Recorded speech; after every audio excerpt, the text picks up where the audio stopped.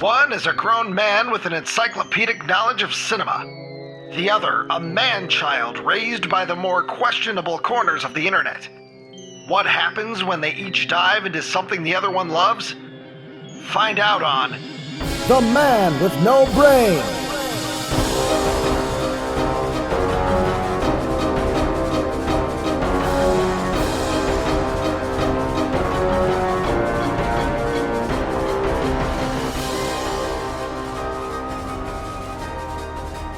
Joe Buckley, Joe Buckley. Joe Buckley, always having sex.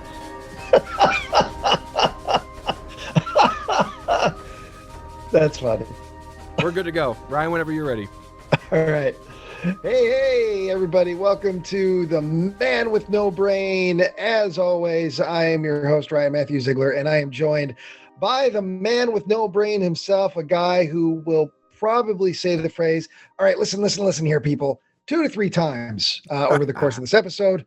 Mr. Joseph Robert Buckley. How you doing, Predictable Pete? Well, you might as well call me the man with no funnel cake right now, because let me tell you, I am beaten. I've been working the Carney Street, and let me tell you, it ain't no easy life. It ain't easy pickings out there on Carney Boulevard.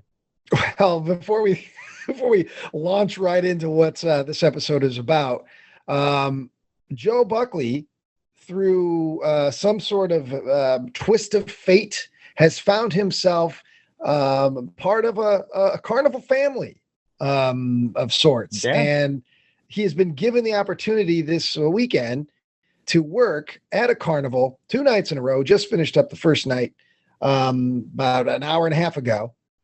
And he's employed. He's employed at least for 2 days as a carnival employee. Now, Joe, before we get into this, Like a total of 10 hours. yeah, he said he's 10 Well, hours. hey, yeah.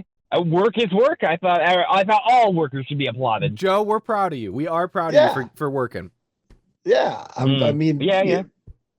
Before we get into this, because you said the word carny, I wanted to ask you if you know, since you're now part of a carnival family, is carny still an acceptable term for people who work in the carnival, or is that some, what do you know? What do you know so far? No. You don't get to say Carney. I'm sorry. Jesus. Okay. What? No, I'm just saying. Because I want That's how it goes. I That's want how to it call goes. you. I want to call you a carny and add some gristle behind it. But now I feel like I can't. Well, anyway, Joe is a carnival employee for 2 nights. Yes, anyway, yes. How did this happen? Tell me how this came to be. My cousin basically, not Tad, my cousin Kayla basically just kind of begged me to go up there and work. I'm about 3 hours away from my home in the Grand Ridge, Illinois. I'm over in St. Louis. My home boy, back in Grand Ridge. I was going to say he's turning this into some sort of poem. I'm at work. I'm a working man. Joe, is Kayla, is she a blood relative, or did she marry into your family? No, married into it. Yeah. Okay, and her family's Yeah, the no, one they have the carnival. Yep. Okay. Yeah, my cousin married into the Carney life. Okay. Okay. And of course, you got dragged with it. And how long ago did this happen? So I'm about 10 minutes from the St. Louis Arch. So I mean, it's No. I mean, geography is great, and thanks for letting me know your coordinates. But I'm asking you, how long ago did your cousin marry into the carnival family? about a year and a half. I shot the wedding video for him, and I got that done. I remember you talking about that. Okay. Joe, I'm looking at a map of Marine, Illinois, which is where this carnival was, correct? Yeah, it was. I'm an hour away from there. I'm an hour and change away from there. Yeah, you're closer to Currently. St. Louis. Right. Yes, yeah. Okay. Yes. So my question to you is, was the carnival posted up by the Marine Heritage Park, or was it over by Fireman's Park? It was in a park of some sort. I couldn't tell you which. Were you by a body of water, yes or no? I did not see water, no. Okay. And was there a baseball field nearby or a softball field? I did not see that, no. Okay. So, Joe, your entire experience tonight was within the confines of the carnival. As far as you know, this carnival could have been floating on an asteroid in space. All you know is that you were balls deep in the carnival life tonight. Yeah, all I know now is like those little like stuffed monkeys that you can win. That's all I know. I lost most of my movie trivia, and now I just know about like the cool things you can win, like a keychain. All right. So, anyway, my initial question, Joe, though, was okay, you said about a year and a half ago. Do you, and maybe you don't know all this info, but the family she married into, has this been their legacy? Are they multi-generational carnival? Yeah, they've been into it for a while. It was her grandparents owned it, and then her parents, and then Okay. she's kind of like working with it, and yeah. And then Barnum and Bailey.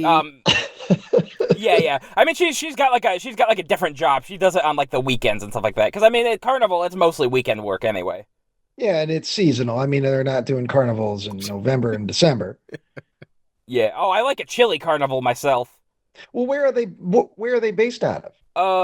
They're basically they'll go like an hour away from St. Louis. So it's like it's like in the vicinity of St. Louis. So Joe, you guys are you staying in St. Louis or are you staying in like a town outside of St. Louis? It could be either. I'm not really sure. Okay, are you staying on the grounds where they keep the rides and equipment? No. All of that's an hour away. We just left it there. But I mean, is that where they would house it, like off season? Like, where do they put all their shit when there's no carnival? No. No, this is someone's home we're in currently. Okay. I'm not sure where the beautiful Tilt-A-Whirl is located whenever we're not spinning on it. Yeah, I'm not insinuating that you were like sleeping in a shed. I just wanted to know if like was the house like on a large property, maybe like some farmland where they just keep the sheds and they just throw everything in there for 9 months out of the year. No, it's a city house. It's a city house. Okay, and you're a city boy. Yeah. Absolutely, I'm a city boy. I ain't no chicken plucker. So You're a chicken fucker. So it's a situation, and it's like, because when the carnivals come to the festival, so basically what Joe is doing, he's working a carnival tonight that is part of a larger town's festival. And it's one of these things like when a town has a festival, they hire a carnival company that'll come in. Mm-hmm. And that carnival company oftentimes will all season long travel around America, being doing the carnival side of many different festivals. So this family, Joe, that you married into, their carnival pretty much just plays festivals within a 1 hour radius. Is that what you were saying? Yeah, pretty much, as far as I understand, yeah. Okay, and they do that all summer? I don't think they go much farther. Ottawa just had the Lions Club. They have a carnival come for maybe like 4 or 5 days. It's either like the second or third weekend of June usually or something. So that comes every year, just a couple of days. They post up downtown. The kids, I'll be honest, the carnivals that I've been to in town, it's all people I've never seen before in my fucking life. I don't know where these people come from, but they're coming out of the woodwork. It's frightening for the carnival, but it's nobody that's like in town that is really hanging out there. Yeah, so I knew like the carnival in Princeton, they have the Bureau County Fair, and the fair the entire fair is put on by the Princeton Fair Committee or whatever it's called, but the actual rides, that's a company called Midway Entertainment or something like that, and I don't know where they're based out of, but they use them every year. And they're almost like a touring band. They book, okay, we'll be in Princeton this weekend, and then 2 weeks we'll be at some place in St. Louis, and then maybe we will be in Virginia, and it's like, these major corporations, and yeah, they have their own employees. But I've known people for beer money that will come in and help set up and tear down that are local, and they'll get paid in cash to do the extra work at festivals and fairs and stuff like that. Well, I don't think we said it, but Joe is sitting in his car right now. This just happened. Joe just got off work, and they just got done driving the hour back to the St. Louis area. So Joe's got a recorder with him, so his audio hopefully sounds good. We'll see when I get my hands on it. But I may have accidentally sat on the recorder. I'm not sure. God damn it. Lisa sat on my glasses earlier tonight too. I'm real steamed about it. Uh-oh. They Just broke got it? them 2 weeks Okay, ago. okay. Broke the frame. Oh, geez. She's gonna have to go work at a carnival to pay this I off. was gonna say, hey Joe, you got one Well, extra they're person there looking on the, for employees, yeah. the game where you throw the ball into try and win the goldfish. Joe, don't eat the goldfish. Don't take the goldfish over They to look so the deep tasty. fry guy. I heard the thing about the fish swimming up your dick hole in the Amazon. I was trying that with the goldfish. I thought maybe it was them. God. But yeah, you need a tiny goldfish. What? So Tad's working with you then too. Yeah, he is. Yep. Okay. Yeah, so me you're and all- him went down.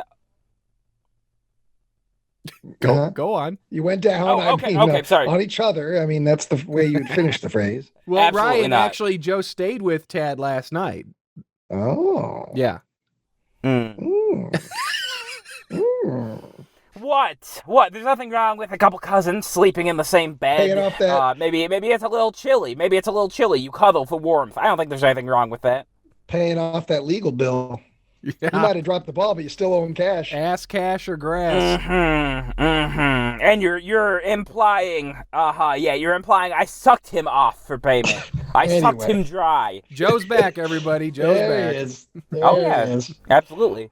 All right, Joe. So We were actually an hour late in starting the drive because Tad's coworker just didn't come in. Oh, so did you hear any guff from the boss, the carnival boss? No. We left yesterday and got here, so it was all good. Okay. All right. But yeah, Um, we left an hour later than we wanted to because he couldn't get out of work. Yeah. Yeah. Leave one And he job. made me to go to miss my another. Chinese buffet. Well, Yep. there's plenty of delicious things at that carnival, Joe. Yeah. But I was getting excited. I just wanted the General Tao's. I wanted the honey chicken, and instead I got steak and shake, which is not nearly as good. Wow. Anyway, so what did you do tonight? What were your duties? Night number one. So I was part of the games, the entertainment division. So basically, like the cash Division. prizes. Yeah. Oh yeah. Joe was on the stage just singing and dancing. Off the top of your head, Joe, like how many rides were there? How many food carts were there? Just to give us a scale. Maybe about 6 rides. Yeah. Oh my God. Sorry, 6 go Were on. they the rides. standard rides? Probably 3 food booths. No, it's mostly little kid rides. All right. So do they have like Tilt-A-Whirl? No. No, They it's have, no Tilt-A-Whirl, the no pumpkins. They have Huh? the swinging pumpkins. zipper. Swinging pumpkin. Swinging pumpkins. Jesus. Yeah, because well, you know, Marines, according to Wikipedia, it only has a population of like 950 people. So maybe Oh. that makes sense for the size of the town. yeah. But It's like a carnival for like small children. okay, so like there's literally no rides that adults can go on. There is one, and I got stuck upside down on it. So what does the ride do? Is it the zipper? It's basically the zipper, but not quite that complex. It's like basically a Ferris wheel that has like zipper cars on it that can go in like upside down like a circle. But Okay. mine didn't move. Mine actually did not tilt at all. Well, So was there a weight limit issue here, Joe? absolutely not. No, my car was just broken. Okay. Because if it was because if being fat would make it spin even better. Was it just you or you and Tad? No, Ted cannot fit in it with me. He had to go separately. So how smelly was it when you shit your pants as you were hanging upside down? How awful I was did the not do stench? that. Oh, you didn't? Okay. Well, I'm proud of you. Yeah. Thank you. Were you scared though? I did smell. No, I wasn't scared. I was very uncomfortable because I was just hanging upside down like a bat for about 2 to 3 minutes. Ryan. And basically, it's not. Hold on a second, Joe. This is related. So there was one time, I can't remember what was going on, if we were between movies or what, but I really wanted to go to Buffalo Wild Wings, and Joe was going to go with me. And we were taking back roads from like Grand Ridge to Peru to get to Buffalo Wild Wings. And I must have been going too fast or something, but Joe was so fucking car sick. He basically scrunched down against the door and into the seat, and he took his hands. Here, I'm gonna turn on my video so you guys can see me. But he was. I can't see you. I'm calling. Ryan, he was like this. Like he was thinking too hard. And he's just like, and I'm like, Joe, are you okay? No. You know, Joe is the kind of guy, when he doesn't feel good, it's the end of the world. Yeah. You know that he's just the most miserable son of a bitch. He's got a tummy ache or a hangnail, or he's chewed too much of his thumb skin and it's starting to bleed. You know he's just the most melodramatic guy in the room. Mm-hmm. Yeah. No, I'm sorry. I won't be coming in today. I have a little bit of a cough. I'm gonna call off. That would not surprise me, Joe. I did that. I did that at the Roxy a couple times. I don't go in while I'm sick. Yeah. That's why you got that email. But from yeah, them. no, it.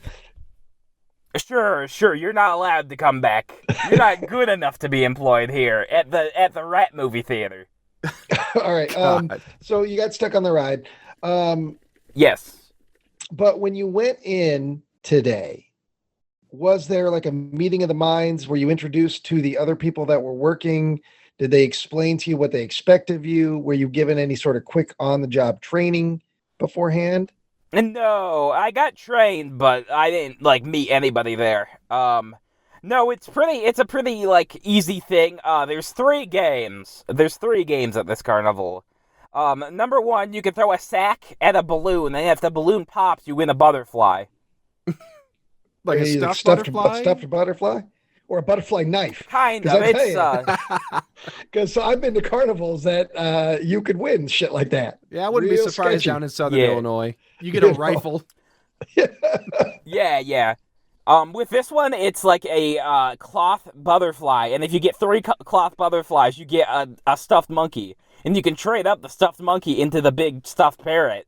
And you can trade the big stuffed parrot into really big monkey. Okay, how much? And did you run that game? I ran that for a while, yes. Oh, you ran more than one game then tonight. Of the 3 games, did you run all 3?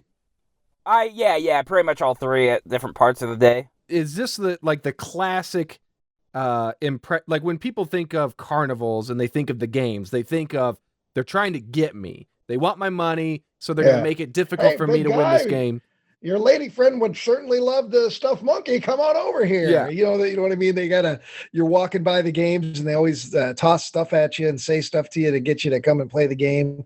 Were you instructed to do anything like that, Joe? No, not really. Mostly just, I would call out to people and say hey, how you doing? No way.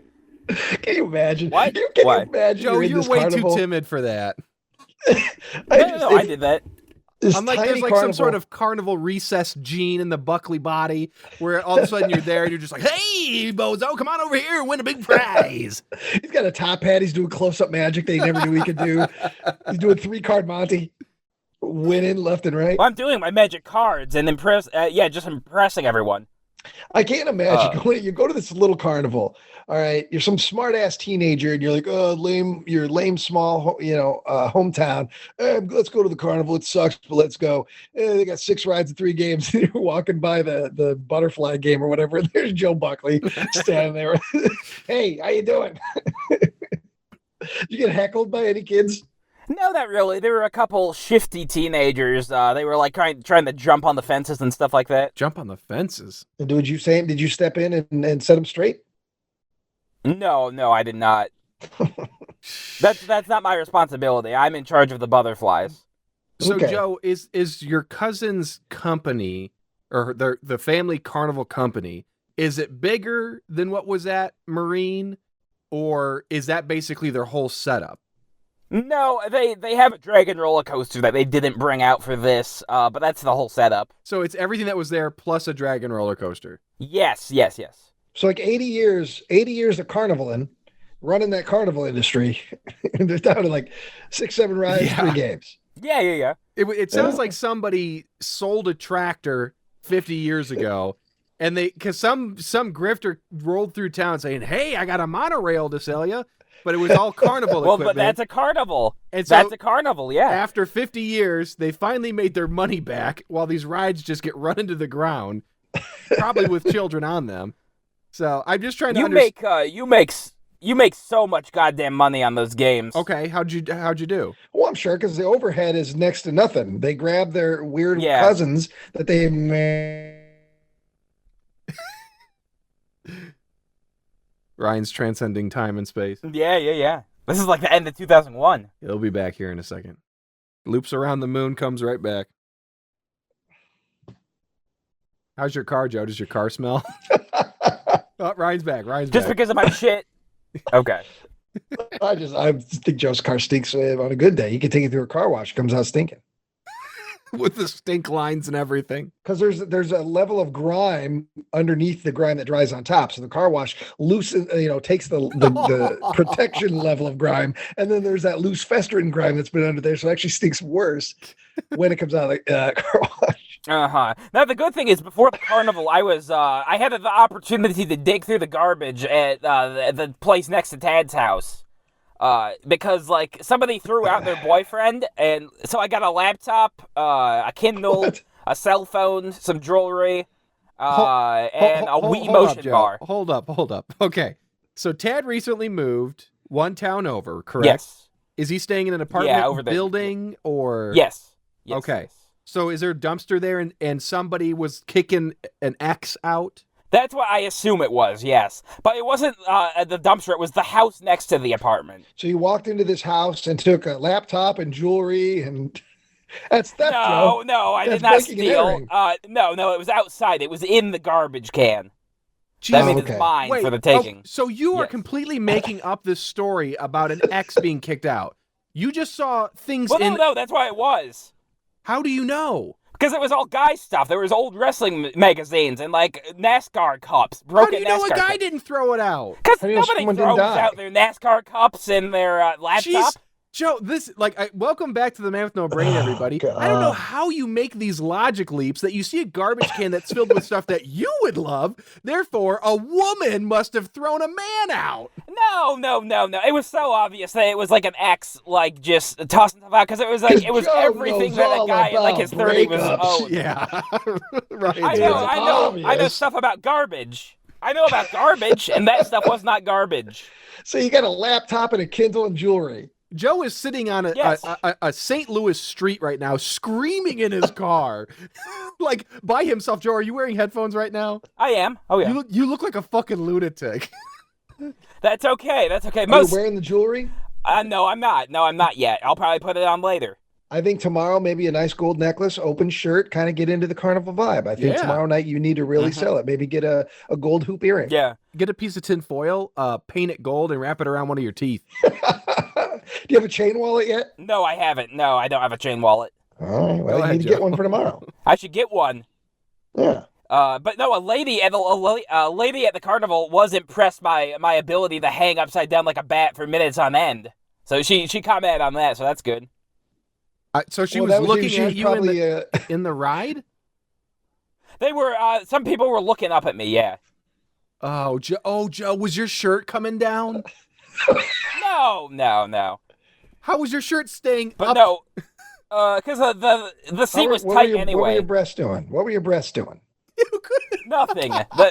They were doing normal breast things. Okay, so Joe, if you don't mind me asking, and I know that you're sensitive about it, but so when you got into the zipper ride, is it a situation Yes. where it's like, okay, we can fit two 150-pound people in here, or one, what did you say you're like 270? Yeah, yes, about that. And the bar was snug on you?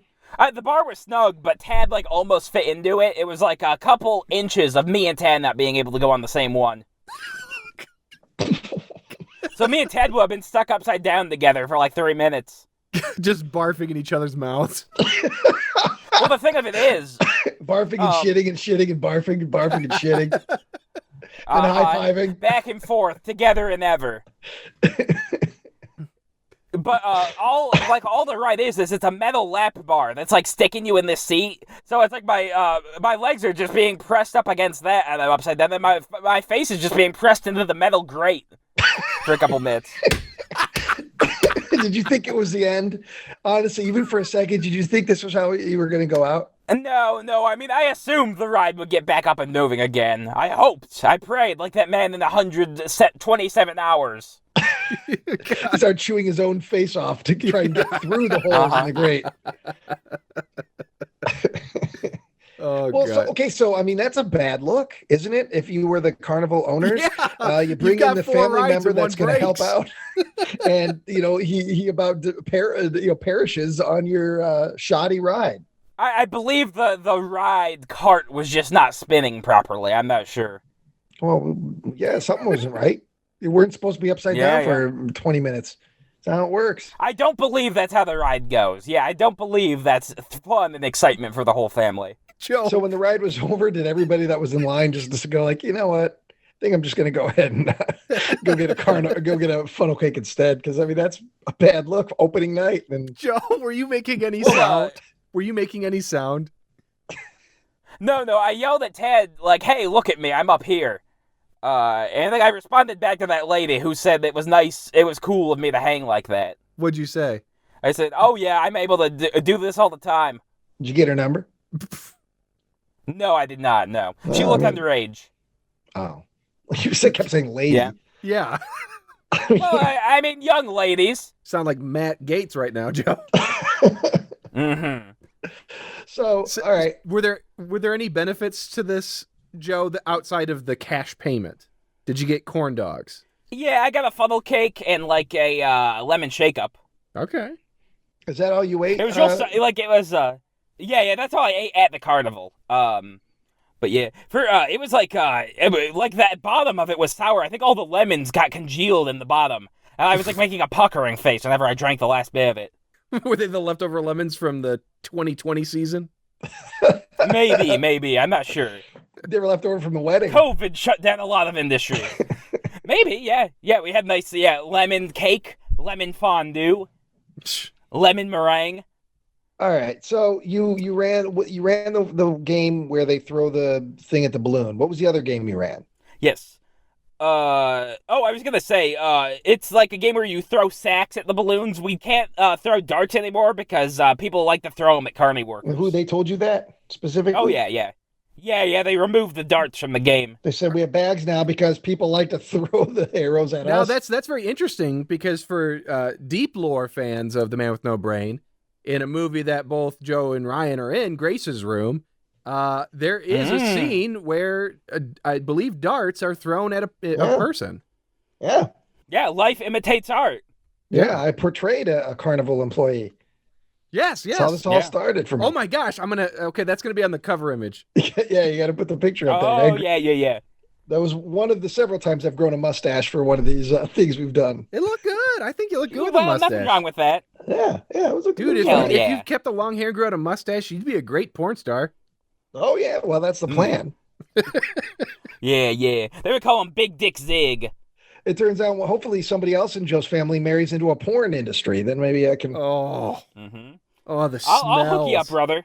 I'll hook you up.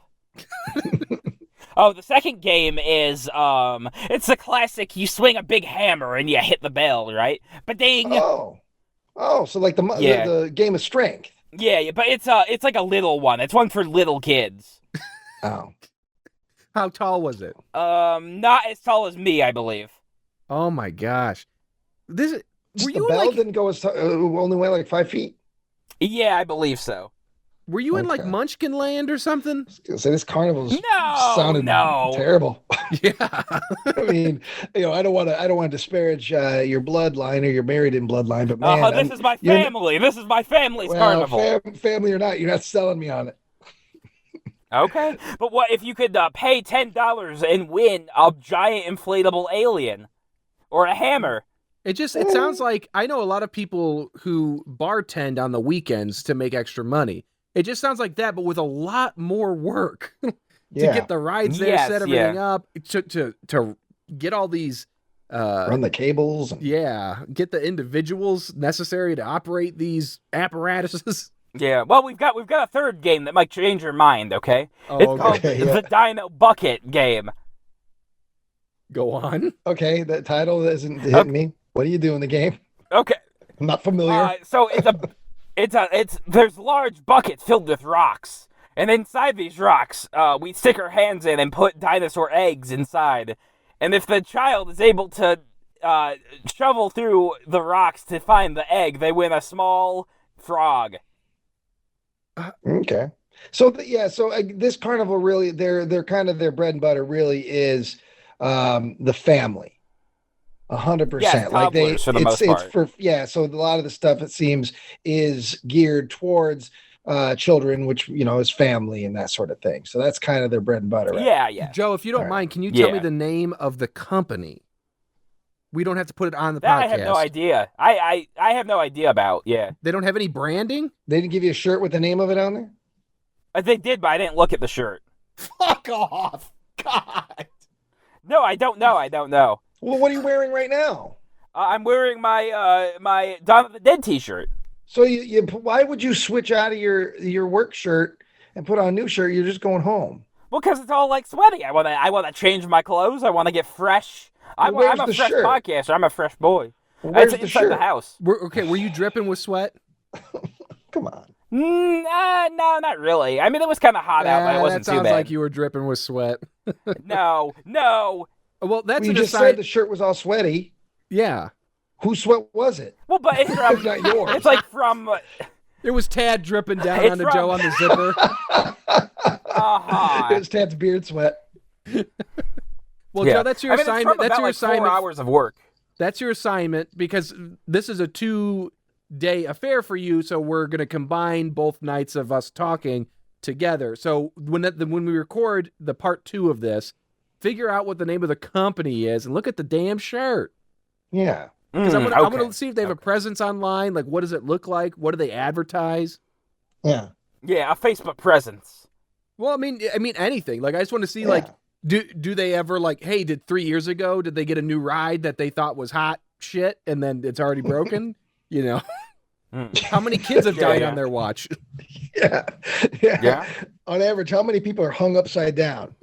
At least one. I like to think next to that ride, they've got this old broom handle, and that's exactly what it's for. When this happens, they teach the new guys, you take the broom and you hit this corner right here, it'll fix everything up. It's so often that they actually have some old stick. Joe's walking around like the Fonz with a broom. Hey. Hey, anybody upside down here? All right, I'll be back in about 5.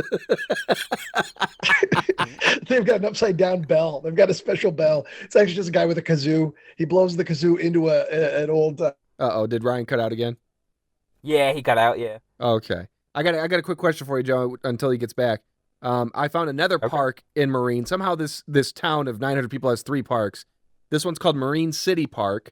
It looks like there's a wide open city block that's empty, and then next to it is one of those kind of like veterans parks where they have a tank there and stuff. Is that where you were? I did not see a tank. But was it like a big open city block? No, not really. There was some playground equipment kind of next to it. Okay, another assignment. Figure out exactly where you're located. Yeah, where the hell are you? Figure out where the hell you are, Joe. When somebody walks up to you to play the dino game, just ask them, where the fuck am I? Are you sure they didn't just set this up in their own backyard and just had you come and they set up like 2 or 3 rides and they're making you feel good because they know you're having a hard time finding work? You sure this whole thing wasn't just like a charity thing for you and Dad? No, I believe not. No. All right. That's wonderful. I love that image. All right, so they've got 3 games we've covered and rides. And the food vendor situation? What's the food vendor situation? There's about like 3 booths. It was the normal carnival stuff. So like funnel cakes, elephant ears, the shake up, corn dog. I saw a big pretzel. Ooh. And do they own all of that too, or is that separate? Yes. Oh yeah. Okay. How was the food, Joe? I liked the funnel cake. Yeah, that was good. Okay. And lemon chicken was good, but like I said, that last sip was real sour. I don't know what that was. That last sip. That's the button. Yeah, that's the button at the end. Yeah. It's real sour and makes you thirsty. You go get another one. You gotta understand, man. Yeah, I might have just been sucking on the lemon. It's all about getting those rubes, man. It's all about getting the marks. It's all about pulling the guys in, Yeah, Ron Bennington would say there's nothing in this world but carnies and rubes. And the rubes are walking down midway with a funnel cake in one hand and a corn dog in the other. Well, tomorrow, I would like you to try some of the other food items, if possible. Oh, okay. Okay. You know, Try I and know hit 'em- you've try got a and hit very 'em all sensitive up. palate, but Yeah. Yes. When you showed up at what setup time, whatever that was, noon, 3 p.m., what's the first thing you had to do when you got there? Mostly just setting up like all the inflatables. So like we had to like get those out there, like blowing away and such. There wasn't really a thing to like keep them in the bucket. Oh, you mean like the giveaway toys? Yeah, the like inflatable like swords and like hammers and stuff to give the children. Oh, you had to blow those. Somebody's got a sword with Buckley breath in it. oh And no. We had a no. machine. And you Okay. We know, had a machine that blew out air. okay, good. Because I was going to say the Buckley breath actually rots. If most people's Yeah. breath goes out and disappears, Mhm. Buckley breath will rot over time. So at some point, that inflatable would open up and it would be like the inside of a corpse that's been in the Amazon for Yeah. 6 months. Putrid. I had beautiful breath. I had beautiful teeth. What time did you get there, Joe, to start working? We got there right at like 4:30. Oh, so wait, did you guys set up last night? Everything? I mean, I didn't do anything last night. I don't know what they did. Because it yeah, opened I mean, at 5, It was so either you set got- up.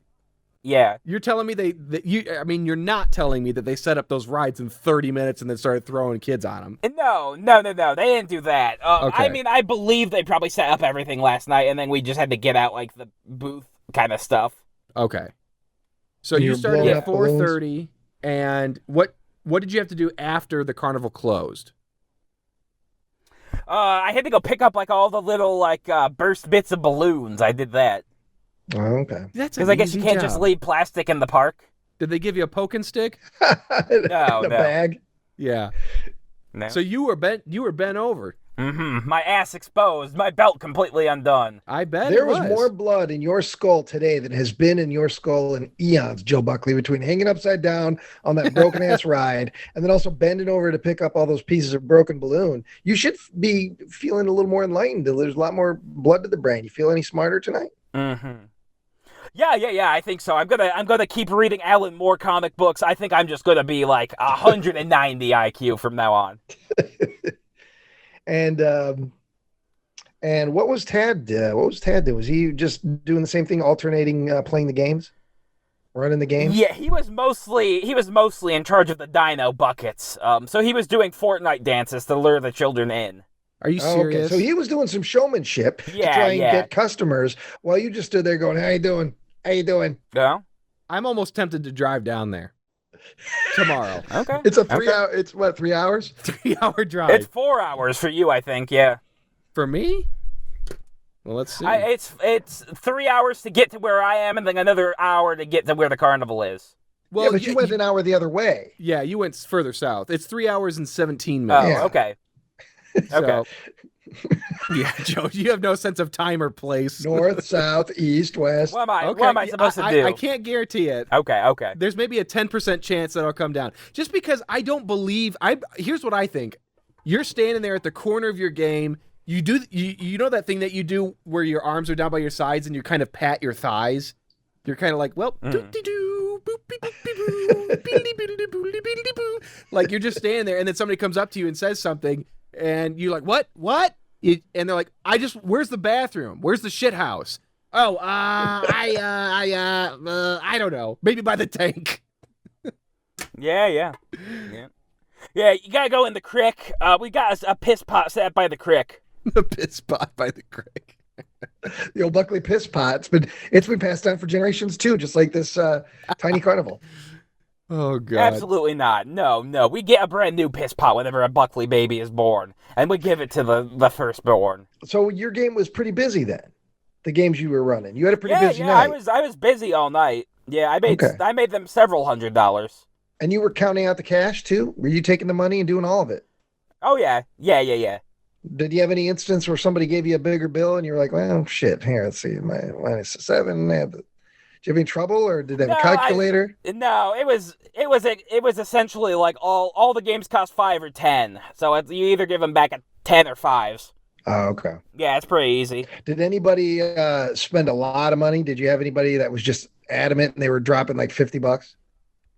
No, nobody like that. There were like some parents with like 5 or 6 kids. I don't know how you'd have that many, but that's fine. You can have as many children as you want. And they were spending like 30 or 40, but that was just based on sheer number. Is this a ticket situation? You pay so much, tickets for the rides, or is it just open to anybody? It's tickets for the rides, cash for the games. Gotcha. Food. Okay, yeah. Yeah. So as people are playing the game, are you giving encouragement? Are you shit talking? What are you doing as people are actually throwing the bags or whatever, the bean bags at the balloons? Are you saying anything while they're doing this? Like, oh, try better, or, good job there, lefty, or anything? Yeah, I mean, it would really depend. It seemed like there were a lot of drunk men there, and they didn't really want to get stabbed or shot over the sack game. Huh? I don't know. I think Joe's trying to do a bit here, Well, Ryan. Okay. I'm not. I was saying, like, I wasn't like trying to rib the adults because I didn't really want to get stabbed over the sack game. You were worried about getting stabbed or shot. Well, not really worried about it, but it's like who knows with these I'm people. not saying you have to shit talk them necessarily. I'm just saying something. Or you just stood there silently like a statue, like an awkward bowl-cutted statue like as they played the game. I mean, normally I'd, I don't know, like, just throw them like oh yeah, good job. All right. Well, that's what I was wondering. Do you say if you that was were nice. doing any sort of interacting with the people as they were playing? Yeah. Okay, so I'm just fascinated by Marine, Illinois. It's just so small and weird. Okay, there is a place on Division Street called the Marine Diner. I want to buy you lunch. I can order it online. Can I buy you food tomorrow that you pick up? Maybe. I'm not sure. Like, I'm not sure. I'm not going to get you like portobello mushrooms. Yeah, no. I just mean I don't know like what our lunch situation's gonna be. I don't know when we'll get there. I don't know when we'll get lunch. Okay. I don't know when we'll take off. You call me when you're on your way. I'll put the order in because they got something called the Ultimate Hoss Burger, which is 3 what looks like quarter-pound patties and bacon and cheese. It looks pretty damn good. Shit. Mm. Yeah. They have concretes like like at Dairy Queen. Yeah. So I could get you a nice big old concrete the mixers and some chicken tenders. Because Yeah. I want you to do a little review of the That's Marine exactly Diner. what I need before the zipper. Yeah. Yeah. I'll see what the other guys think about that. Yeah. I'm not gonna buy it for everybody. I'm gonna buy it for you. You fucking No. I realize that. I'll just see if they want to. freeloading carny. No. He's already learned the code. Why pay anything if you get it for free? Why buy the milk when you get the cow for free? Steal the fucking cow. The cow was thrown up by its boyfriend anyway. Yeah. Somebody just leaves this nice cow on the side of the road. I think you're entitled to dig through the garbage and get it. So your first night working a carnival, how do you feel about it? Do you feel this could be something, if you were given the opportunity, you could spend every summer traveling around working the carnival circuit? No, I don't believe so. No, Why? It's really hot work, and also there's like no hours. You do like probably like 20 hours a week. But Joe, Yeah. when you say it's hot work, I mean, you're not sweating from the labor. You mean you just because you're out in the sun? Well, yeah, you're out in the sun and also just moving around, getting stuff like kind of prepared and shit. Joe, that's It'll just work, moving. Like, if you're sweating from basic movement, we got a problem here, buddy. No, it's big. Well, you're outside in the sun moving is the real issue. Okay, it's the sun. It's just the sun. Yeah.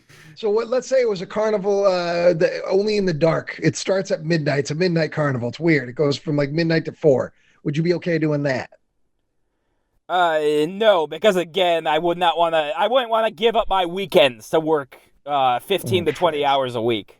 You didn't get there till 4:30, and you were done at what, 10, 9:30? Well, yeah, your whole That's a couple of hours on Friday, a couple of hours on Saturday. You can still do stuff Saturday night, Friday night, because you don't have to get up until 2 in the afternoon if you want to. I don't know. My Magic the Gathering groups, they start at 7 p.m. sharp, and if you're not there, you will not be playing. Well, which is more important, Magic the Gathering or embarking on a career doing what you love? And I think you love this. I can hear in your voice. I think you're enjoying this. Oh, yeah. I absolutely love to take $5 bills from people and hand back stuffed animals. That's my passion. It's what I'm passionate about. You made people happy. Yeah. You made people happy tonight, Joe. Yeah. So did you get any satisfaction from any point? I'm not saying it has to be you felt great for 3 hours, but was there any one experience or moment that you did feel like you got some satisfaction from being there and doing the work? No, I don't believe so. I mean, I felt good in terms of just helping out my family. That's fine. But in terms of just doing the work, no. Like not a single kid like smiling and having a good time made you feel good?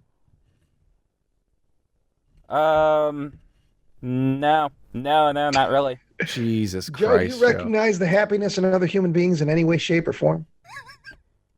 I have trouble with faces. It's really hard to tell if someone's smiling or scowling. Okay, so Joe, you started work at 4:30. What time did you get done? We wrapped up by, let's say, like, probably about 10. Okay, so you worked for 5.5 hours. What did you get paid? It's 15 an hour, so it'll whatever that'll total out to be. So you haven't gotten paid yet? No. Okay, so Do they I get believe paid my in cash? family's good for it. Yeah. All right, so that's all tax-free money. you've earned $82.50 so far. How does that make you feel? Not bad, man. For a couple hours Yeah, on a Friday night. I could buy another box of Zendikar set boosters. Jesus. There you go. And when you buy that, you'll feel better because you earned it. Yeah. You know, you earned that box of bullshit Yeah. instead of it just being handed to you. So when you open up the cards and smell them and oogle them and look at the big boobs drawn on them on the muskrat man or whatever the fuck, then you'll be like, man. Muskrat man. No. They try not to sexualize the planeswalkers anymore. Oh, okay. Yeah. Well, I've saved it. I'm going to save it for the second part of this, but I'm going to be giving you a Carnival employee quiz of sorts involving phrases. Okay, I can do that. Next time, what I'm going to do is I found a bunch of Carnival dialogue terms and that have been used amongst Carnival employees for 100 years or more, and I'm going to ask you what you think it means, and then I'll tell you what it really means. So be thinking tomorrow. Listen to how people talk. Maybe you'll pick up a few things, and then you'll do good on the quiz. Yeah. I'll keep my ear to the ground. Was there anything else unique about tonight? Oh, like a really big fat lady walked by me, and she just like smelled awful. That was weird. Explain this. Describe I've never the had smell. that happen before. Describe the smell. Just sour. It's like, I don't know, just like real like sour. Something's off. I don't know. How close was she to you? Several feet away. Okay. What was her age? So this was odd. What was her age? Probably 50. Probably 50-ish. Okay, so an older woman. Yeah. Yes, yeah. I don't know what happened to her. She's like some kind of cryptid. Yeah. Well, Joe, how do you know that you didn't smell? Yeah. I mean, that's possible, but I don't smell myself. Tad didn't mention anything. My cousin didn't mention anything. So. Well, if you both stink of the same stink. Yeah, you've both been rolling around in the same pit of dung. You're not going to smell it. It's like, you've been in bed all night. You kiss your lady friend. You both have morning breath, but it doesn't matter. You don't notice it because you both got it. You know what I mean, Joe? It's the same kind of thing. Yeah, nothing wrong with a little puppy breath. Oh, I don't even know what that means. What? From puppy love? It's puppy breath. Puppy breath. Like from dogs? Well, I guess, but like if it like your gal's got that would be sweet. I don't even know what you're saying, dude. You mean because dogs tend to have smelly breath? Is that what you're saying?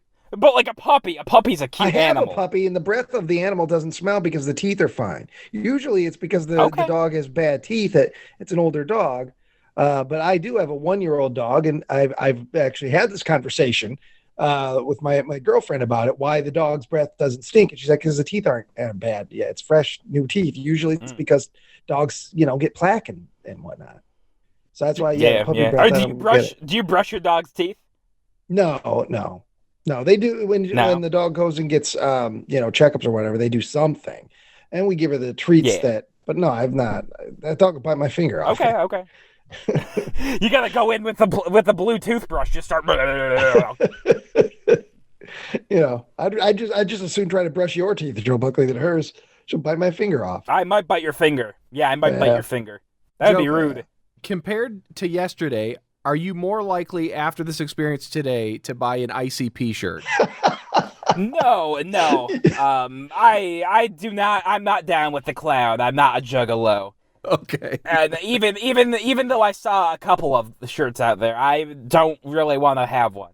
That's hilarious because I used to do when I would go to like the Taste of the Illinois Valley back in the day. A friend of mine, that we would have sort of a scavenger hunt in our minds, things that we're looking for tonight. And one of them it would always be somebody just decked to the nines in ICP outfit.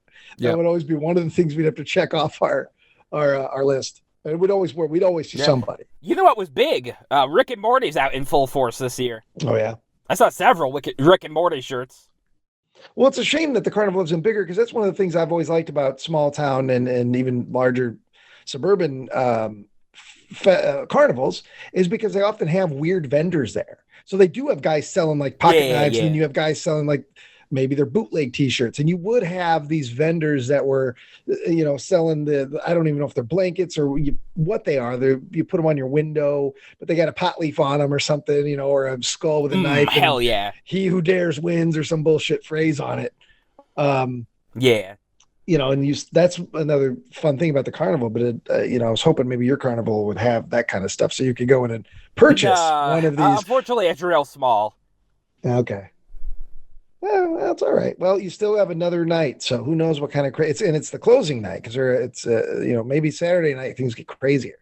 Because people were working today and whatnot, but Saturday night's when they're going to cut loose there in Marine. I'm just going to go around and ask for a blowjob.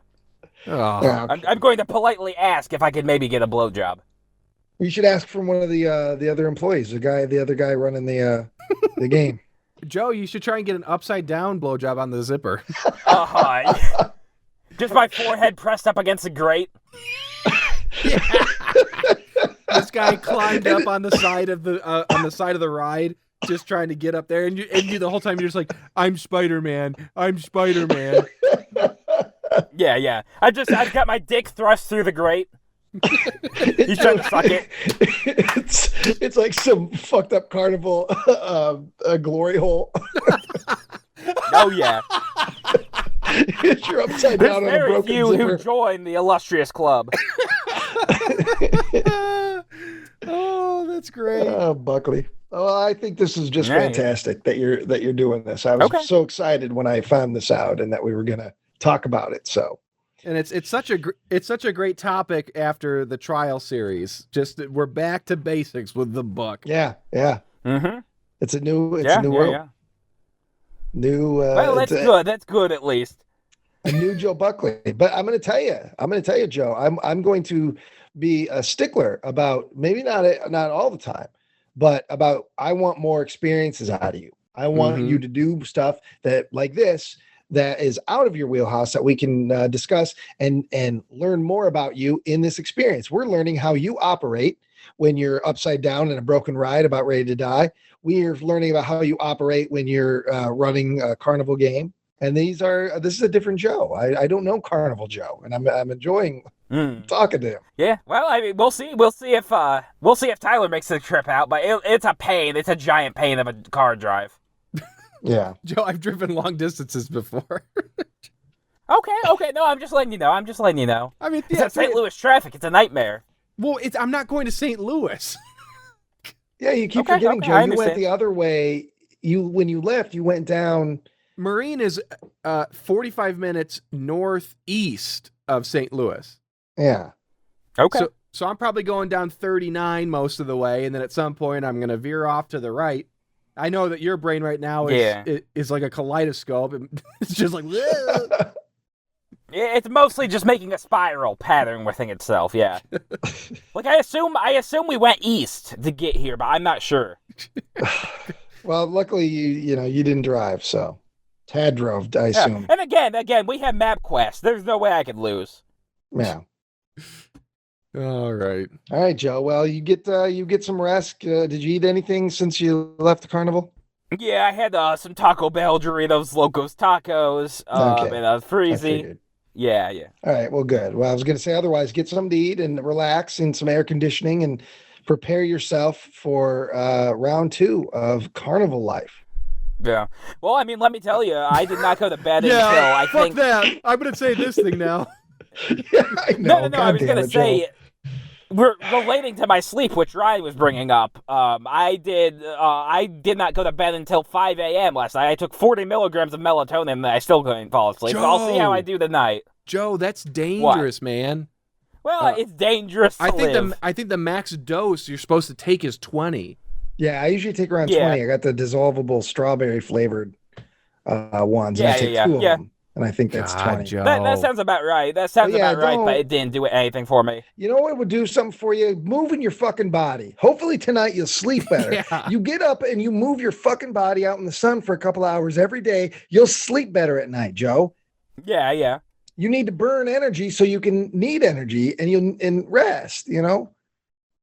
Yeah, yeah. I mostly drink energy drinks, so it's like I got all the stored energy in my body. No, that makes it worse, dude. If you live a mostly sedentary lifestyle and you just chug those, and actually, Joe, through my line of work, I have officially met someone who had a heart attack at 33 because she had an energy drink addiction.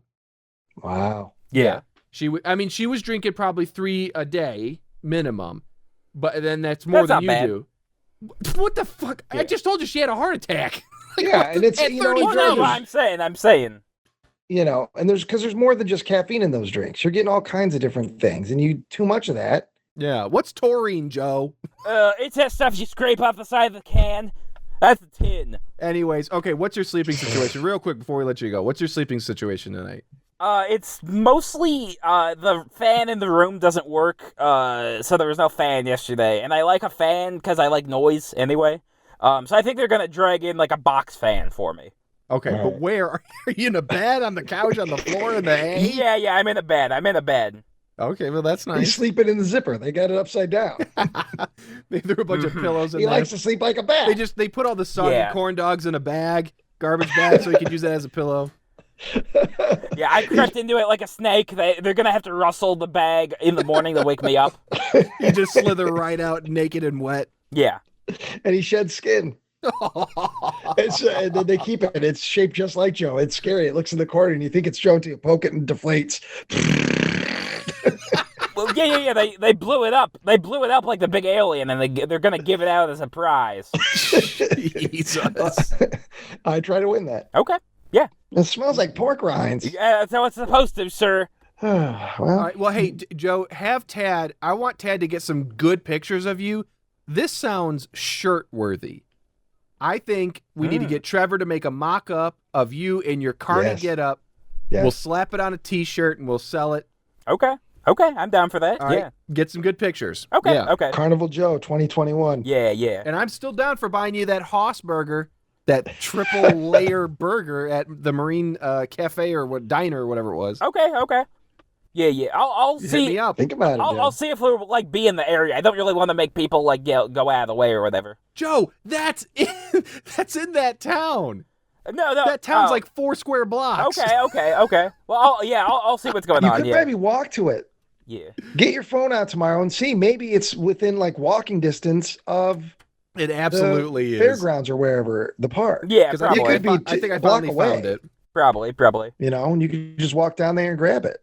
Pretty It's 5 within. blocks away, Joe. 5 Okay. blocks. Yeah. Okay. That makes sense. Yeah. Because I really want you, because nothing says carnival experience like a grown man just vomiting everywhere. I really want you, I want you to eat till you're so full, and I want you to get sick. Mm-hmm. Yeah. My friends always want the best for me. I want you to puke in front of a happy family and ruin their evening. Yeah. Well, it looks like another one of the employees is barfing again. Guess we'll go somewhere else for our vacation. They just spray you down with a hose. Yeah. Like we have no one else to run the game, Joe. We just take you in the back and they hose you down. You're standing there sopping wet. Yeah. That's the sweat, everybody. It's humid. Yeah. But I'd say I probably made probably $400 to $500 on the games. Yeah. And that goes right into their coffers. Jesus. You need to get a cut of that, Buckley. Yeah. Oh yeah, because the prizes are like nothing. It's like probably a 10 to 40 cent stuffed toy. So Oh yeah, I'm sure they. That's what I mean, and like seriously, the people who run the carnivals, and even the big ones. There's there's money hand over fist on that Yeah. kind of shit. yeah.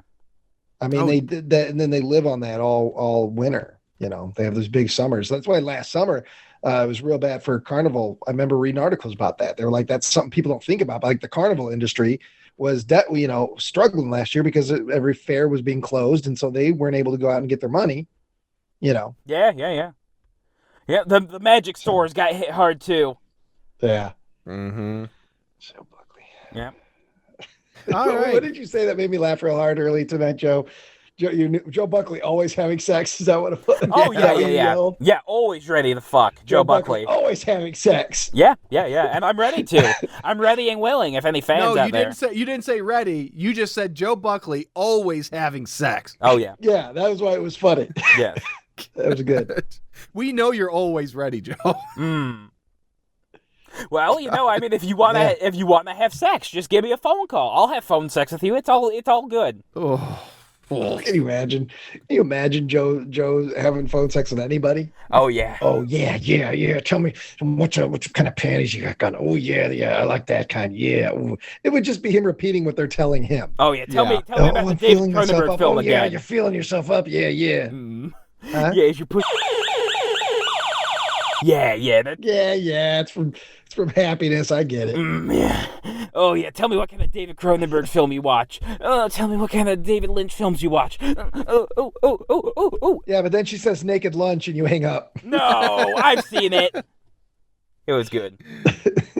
Try to get a summer's kiss tomorrow. Consensual. Yeah. But try and find a sweetheart. Oh yeah, I'm on my sweetheart search. Dude, Joe, go full persona tomorrow. You are that mysterious traveler who's dusting through town, and there's some local girl who's been there since she was a kid, and she's 26 now, and she's just looking for somebody. I'll be looking for a 19-year-old girl. No, 26, and she's looking for somebody to take her away from this little podunk town.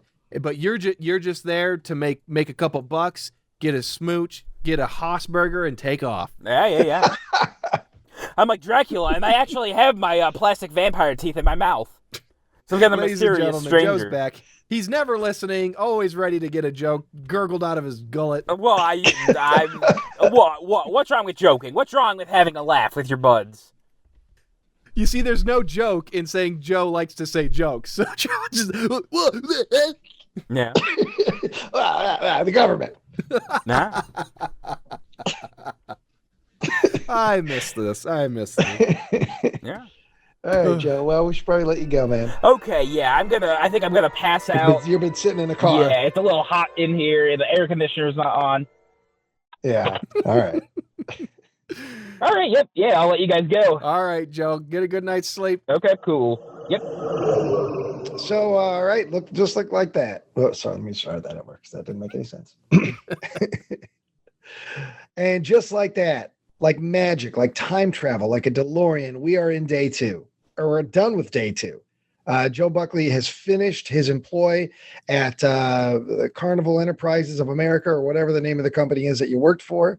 Buckley Barnacles Inc. It wasn't called that. It wasn't that.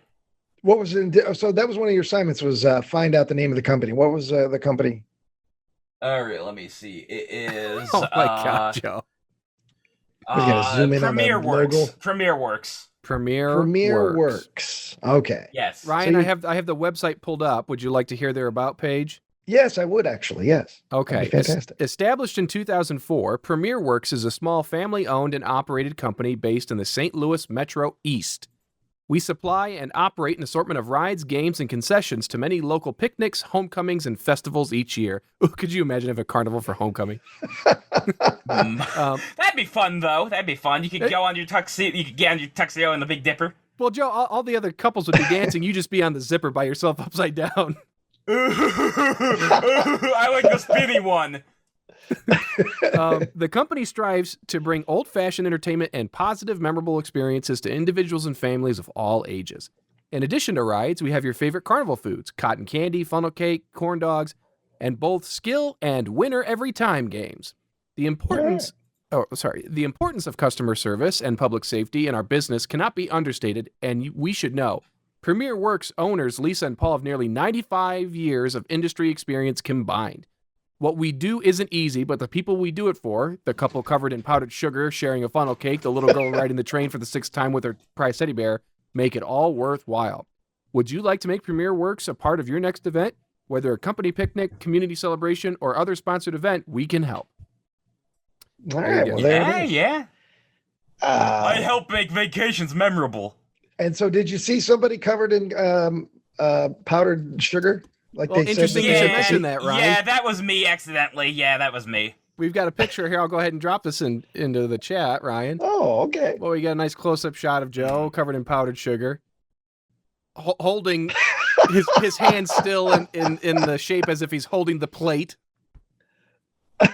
Doing the classic Joe Buckley crossed-eyed bit. Yep.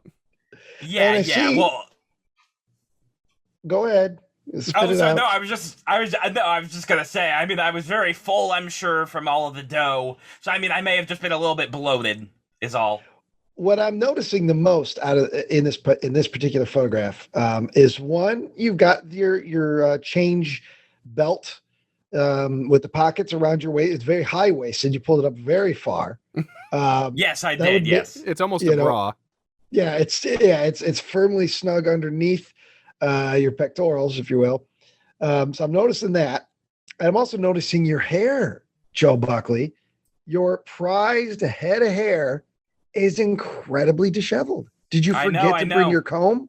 Absolutely not, but that's just what work does to a man, Ryan. You don't have time in the rough shot carny lifestyle to maintain a luscious mane of hair like I like to. I absolutely know you were working hard because of the hair. Had your hair been nicely combed, I thought, geez, here's Joe bullshitting about working hard. He's barely doing anything. But no, you look like a man who's been putting in those hours, doing the Yeah, work, earning I got the 5 cash. every day. 5 every day. And Joe, it's not a bad look on you because when I look at this picture of your eyes crossed and everything else, yes, you're always at the surface ready to do a bit, but underneath those crossed eyes and that messy hair, I see the face and brain of a man who's overstimulated by all the lights and sounds and screams and food and sugar, and you probably didn't once think about your comb after the workday started. Like you were just so much was going on that when you went home and you gripped that sink before splashing water in your face and you looked up at yourself, you said, "You filthy bastard, you filthy motherfucker." I did think about my comb. It was just, it was windy and it was like shitty out. It poured rain the second day. So it's like you have no Oh. time for pleasantries. Like a comb. Pleasantries. God. Yeah. So did you get I assume that you got to keep the work shirt. They didn't ask for it back. No, they took that back from me. Oof. Are you kidding me? Well, Are you serious? yeah, Are you serious? Or are you doing a bit? they reuse them. No, I believe that. I mean, That's some shit. I'm on their Facebook page, Ryan, and they're heavily advertising that they're hiring. So I'm guessing that they get people for weekends. They toss a shirt on them, they take it back, put it in the old dip tank, wash it up. Well, that's too bad, Joe. I wish you could have at least kept the shirt. We could have given it away as like as a prize or something. Oh, Ryan, Autographed Joe Buckley work shirt. Ryan, we've got a post from June 3rd. If you need to make some extra money, you have weekend availability and want to get out in the world, message us for details. And it's a picture of the slide, and it says, "The best part-time fun you will ever live awaits you." Well, Yeah, they did ask if I wanted to keep any of the any prizes from the booths, but I was like, nah, I don't need stuffed animals. I'm 26. You should have. You should have made it into a bit, Mr. Joe Buckley, and said, "Yeah, I want 16 of the monkeys, 4 of the penguins, 12 of the little whatever." You should have done a thing. Yeah.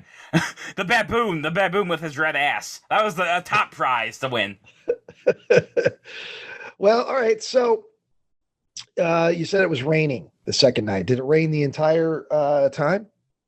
No, and that was the big issue, because if it was just pouring down rain, we would have gone home early. But instead it would, like, rain, and then it would stop raining, and then it would pour down more rain, and then it would stop for a while, and the people would come out of, like, their holes that they had dug themselves in.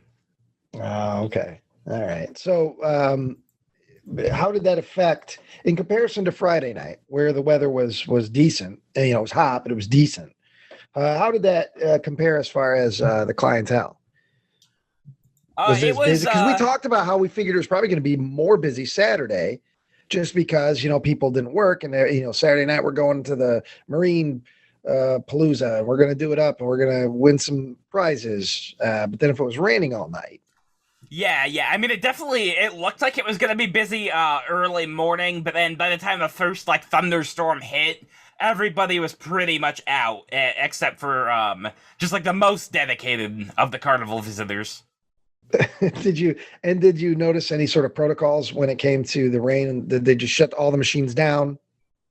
No, like, a lot of stuff was still running. I was going to mention, like, like, it's like a bunch of... It's like a very famous fair ride. It's like 3 arms, and then it spins around a bunch, and it spins you in a circle. Yeah, I think you I kind of know the one I'm talking about. Is that that actually? Is that actually makes like a? Oh, sorry. Is that the Gear Works?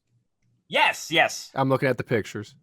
Okay. Yeah, that one. I guess they like they horrifically like screech after they get wet. So I guess it's like safe, but like they make like a big grinding sound every time after it rained.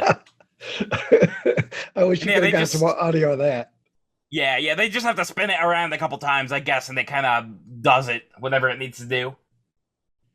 Okay, yeah, the Gear Jammer. Okay, Oh, yeah, I've seen similar rides. I know what you're talking. It's one of those that spins you around, makes you puke. Oh yeah, and I about puked whenever I was upside down. So I see in this picture there are 2 employees running the ride. Did you know these? Did you get to mingle at all with the other employees much, other than Tad and your other cousin? Yeah, no, not really. We were pretty much just like at our booths.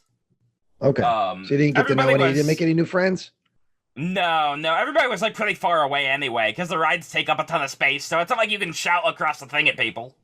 So you didn't get that summer's kiss? No, absolutely. Well, and if I would have gotten the summer's kiss, it would have been from someone either underage or very old. So I wasn't interested. Why? That was the only clientele. That was it. But you don't. Oh God, Joe. I'm telling you, there was no one there my age. It's like I get your point, but I just I either could have kissed a child or my grandmother. Which one do you want? You don't. You're still doing it, man. I don't know why. What? Why? Nah, it's a fight for a different day. Yeah, we're in phase 2, if you will, post-trial phase 2 of what the fuck? Not it's like whenever Iron Man went on the moon. Iron Man. What the fuck is this show called? The Man with No Brain. I got no brain today. I had a long day yesterday too. I had too much sun. That's okay. Okay. Phase 2 of the Man with No Brain. We're picking our battles, picking and choosing battles, because otherwise we're gonna be here all day. Yeah, and that's good. That's good of you guys. So no summer's kiss for Joe. No new friendships for Joe. So in my mind, here's what I picture. The weekend was mostly you and Tad kind of huddled together when you could, with your in-jokes and being outsiders. Is that at all correct? Yeah, but I think everyone there was pretty much an outsider. I don't know like how much of a band of people they have that go to each location. I think Ryan means more so just the type of people you and Tad are versus the general public that's there. Like you're outsiders in the sense that you guys hang around, you do your magic and stuff. And these are probably just everyday general people that are showing up for this thing. Yeah, a lot of like people like I don't think there were, it was either like I think it was like a lot of workers that are like pushing like 50, 60. No, but also not just you and the workers, but the people that are there. You know, the people who are working for the weekend that were there to have fun at the carnival itself. Yeah. It was like a lot of like it was mostly families. It was almost all families, and it was like families with like a toddler or like a baby in like a stroller. Okay. Yeah. So, and then we didn't cover this for the first night. But either night, did you have any surly customers? Did you have anybody play your booth or play your game that were, you know what I mean, that were either argumentative or they were upset at the not winning the duck or whatever it was? Did you run into anything like that? No, not really. I think if we would have, like, Kayla would have taken care of that pretty quick anyway, because we were only there for the 2 days, so it's like we wouldn't know what to do. Yeah. Did they give you any briefing on anything like that involving customers? No. Okay. All right. And here, so this cousin Kayla, that's your cousin then, right? The other cousin is Kayla? Married. Cousin into marriage. I don't know what that would be called. So who married? So my cousin Kayla, Zach married Kayla. Okay. And why? And did Zach work the carnival? No, he was scuba diving. He had fun this weekend. Oh. Well, does he also have his own job? Oh yeah, he does. Yeah. Okay. He already booked a scuba tour like a half year ago, and they weren't sure if they'd even be open this year.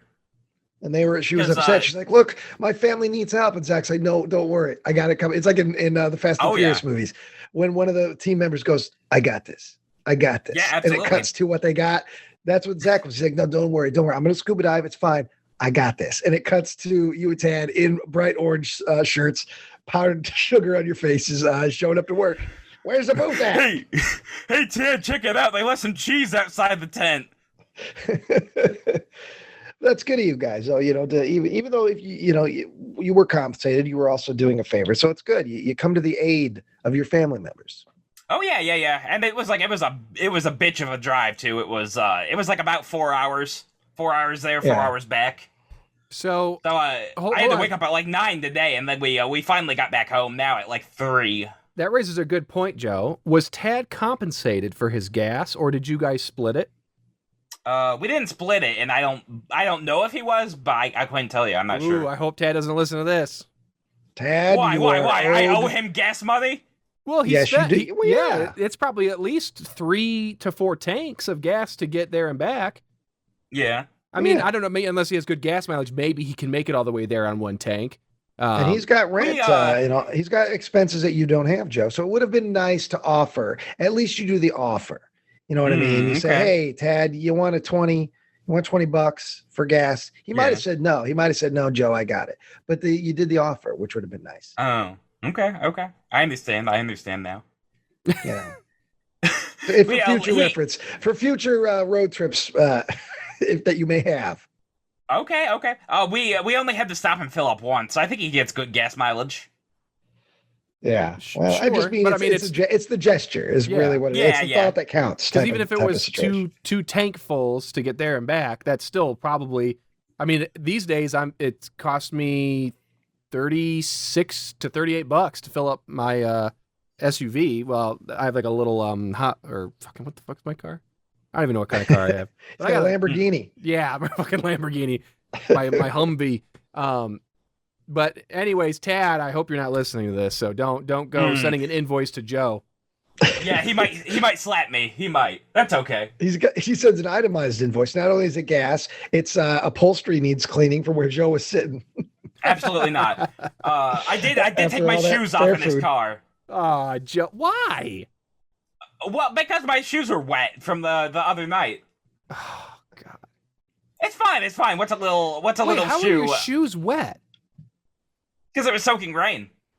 Like it was like a downpour. Because to you, Joe, a light sprinkle is the fucking end of days. Yeah, Joe does not do rain. So was it like an actual downpour, or was it like? Because it was. Because I know what it feels. I know what it feels like to get rain. My shoes are still like. Yeah. Were you stepping in puddles or something? I mean, everything. Yeah. I mean, it was wet all over. It was pouring rain, and there's puddles.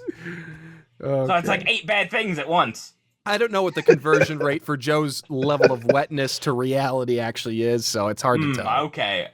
I mean, but you remember that scene in Nightmare on Elm Street where that chick almost drowns in the tub? Chub. Yeah. Where are these pictures at, Joe? I'm trying to upload that. Remember, I have very slow internet. I've got 4 more photos to go in the album. Well, you could just send it to me on Facebook. I can't share it to you until it's done. You're putting it on your computer? I'm putting it on Google Photos. Well, you don't have to put it on Google Photos. You can just drop it in our chat. No, I get Yeah, that, but it's almost done. It's almost done. Okay. All right. Welcome to the Man with No Brain, ladies and gentlemen. Yeah, man with no brain. Joe Buck's been I have plenty most of of a wet brain. socks. A lot of wet socks. So, let me think, Joe. Premiere Works. We're in Marine, Illinois. Day 2. It was wet. It was rainy. Joe, my one question to you is, what did you eat? Oh yeah, I was going to ask. Did you get that Haasburger after all, or no? No, Were you able to I make that work? messaged Tyler and I was like, it is pouring rain out here, and also I'm out of 4G. So Joe didn't want to walk the 5 blocks to get the ultimate Haasburger, a triple patty, triple bacon cheeseburger, which looked delicious. Well, it would have mostly been soup by the time I got back to the tent. Well, Yeah, hamburger soup is a thing, and it's delicious. Yeah. And it would have, you think about that. You also got an adequate water intake, because we know you don't like water. Yeah. Which reminds me, what were you drinking to keep yourself hydrated these 2 hot days? It was pretty much all water. I mean, I had 1 lemon shake up. But whenever I was at the carnival, it was just water. You're telling me that you didn't go and buy a cooler and fill it with rock stars? No, we did not do that. No, I'm actually surprised. I'm very surprised you didn't do that. Yeah, I think me and Ted only probably had 3 energy drinks between us. Okay. You share them? Yeah. Oh yeah. We took sips out of each other's and you mouths. take a sip. It was like a milkshake. There's 2 straws coming out of it. Yeah. They did it baby bird style. Yeah, I would get a taste, I would spit in his mouth. He would get a taste, he'd spit it back in mine. We could make. Well, that's what it means. Yeah. That's what it means. That's what it means. But I'm saying the joke is better when you say baby bird, and people that get it will get it. Those that don't. Don't need to spell it out, Joe Buckley. I'm saying it lasts longer. If we do it back and forth, back and forth, back and forth, it'd be a very long beverage. Oh, so you're saying we're kissing cousins, Ryan? We start with kissing and then heavy groping and then some dry humping and then we start anally fisting each other. So we're kissing cousins, Ryan, right? Mm-hmm. Yeah, we just start licking the balloon knot. Yeah, that sounds great. You're some goddamn you, Buckley. Okay. I don't like giving you a laugh at any time. I understand. I don't like giving you a laugh at any time, and I give them to you all the time. So I got to work on that. That's on me. I got to work on that. Listen. Joe Everybody Buckley. loves to laugh. Everybody loves to make jokes. I think it's perfectly fine to make jokes on a podcast. So what was the bathing situation like, Joe? Because, even though I make fun of your hygiene all the time, you are very adamant that your hygiene is impeccable. So what was the shower situation? And the main reason I ask is just because it was a hot day or hot night Friday, a long day, and then the rain, and et cetera. Were you showering with fresh clothes in between your gigs, or? Yeah, I brought clothes, and Kayla ended up washing the shirt in between the 2 days, so I had that. Well, that's nice. And they had like a shower, so yeah, it was all good. Okay. Yeah, I even had Ultraman shampoo. It was so manly. You put it out of like a pump and you use it for like your body, your hair, your pits, everything. You had some Axe body wash? No, it wasn't Axe. It was like fancy man soap that Zach uses. Oh, so you were using your cousin's soap? Yeah. Oh yeah. Did you ask ahead of time, Joe? Well, I mean, I would assume this soap is to be shared amongst cousins. Okay. Yeah, it just comes out of a bottle. You squirt a little in your hand, no problem. No, I filter things through my own opinions often. And in that situation, I still would have brought, a bar soap, a little thing in my, I just wouldn't have assumed, hey, I'm just going to, what if he would have only used bar soap, Joe? Would you just went ahead and shoved his bar soap right up your butt? I don't like using bar soap anyway because it gets all like, it leaves crust on you. I don't like the crust. So taking it a step further, Joe, did you bring your own toothbrush and toothpaste? I just went without for 2 days. I didn't want to drink. I knew it. No. I fucking knew it. You can go to Dollar Tree and you can get the travel thing for $1 where it comes with a little toothbrush and it comes with the Colgate. It's $1. It's perfect. You can throw it away when you're done because it only costs $1. I only like using my electric one. Oh, for God's sake. But Joe, okay. Yeah. You like brushing your teeth enough to buy a superior toothbrush that you use at home, but not enough to want to bring anything with you to brush your teeth for 2 days. I figured it'd be all good. No, that's not good because you're talking to people. You're supposed to be interacting. Well, I will tell you, I was one of the least smelly people at this entire event, so But you it was can't all say good. that because you don't taste your own mouth. Somebody else is out there. Some poor girl, mommy, the hammer man breathed on me and it hurt my eyes. The yuck mouth is out again. Look out for the yuck mouth. I mean, you can't joke your way out of that one, Joe. That's a bit ripe. Yeah. I don't believe so. I think I was all good. Well, No. So when you go on vacation, when you go on vacations for multiple days, do you not bring toothbrush? Well, I mean, again, it's normally I'm only out of the house for like a day or 2 days by the time you get back and shit. So, Joe, Yeah, but what if you eat something that gets stuck in your teeth? You know, there's well, a they practical got side. toothpicks. They got toothpicks at the restaurant. God. Joe's in the bathroom for a half an hour, taking the edge of that toothpick and just scraping it against his teeth. I'll get the grime. Yeah, huh? Yeah. But Joe, like I am very much a homebody. I don't like to travel very much or anything like that. My family's going to Disney World here in a week, and so like I know at the very least I need to bring a toothbrush, some toothpaste, things to take care of myself. So it's like I'm not just going to show up and be like, "All right, Disney, here I am." Yeah. You like the steak? Fuck it. Fuck it. It'll work itself out. Oh God. I mean, somebody told me one time, I don't know, this was years ago when I was a kid, so this may be totally full of shit. They said, if you're in a situation where you can't brush your teeth, eat an apple. And I've always thought I did not have an apple. And it's something about the combination of the, I don't know, maybe it's biting into it, the skin and the acidity. It cleans your mouth, you know, when in doubt. I could see it masking water it. in an apple and you'll be all right. Yeah. Some chewing gum. Well, I mean, it would have helped, but like at the end of the day, Joe, I'm still just disappointed that you didn't. You just didn't. You just didn't. Like, sure. Well, what I did do was I had 3 deep fried pretzels.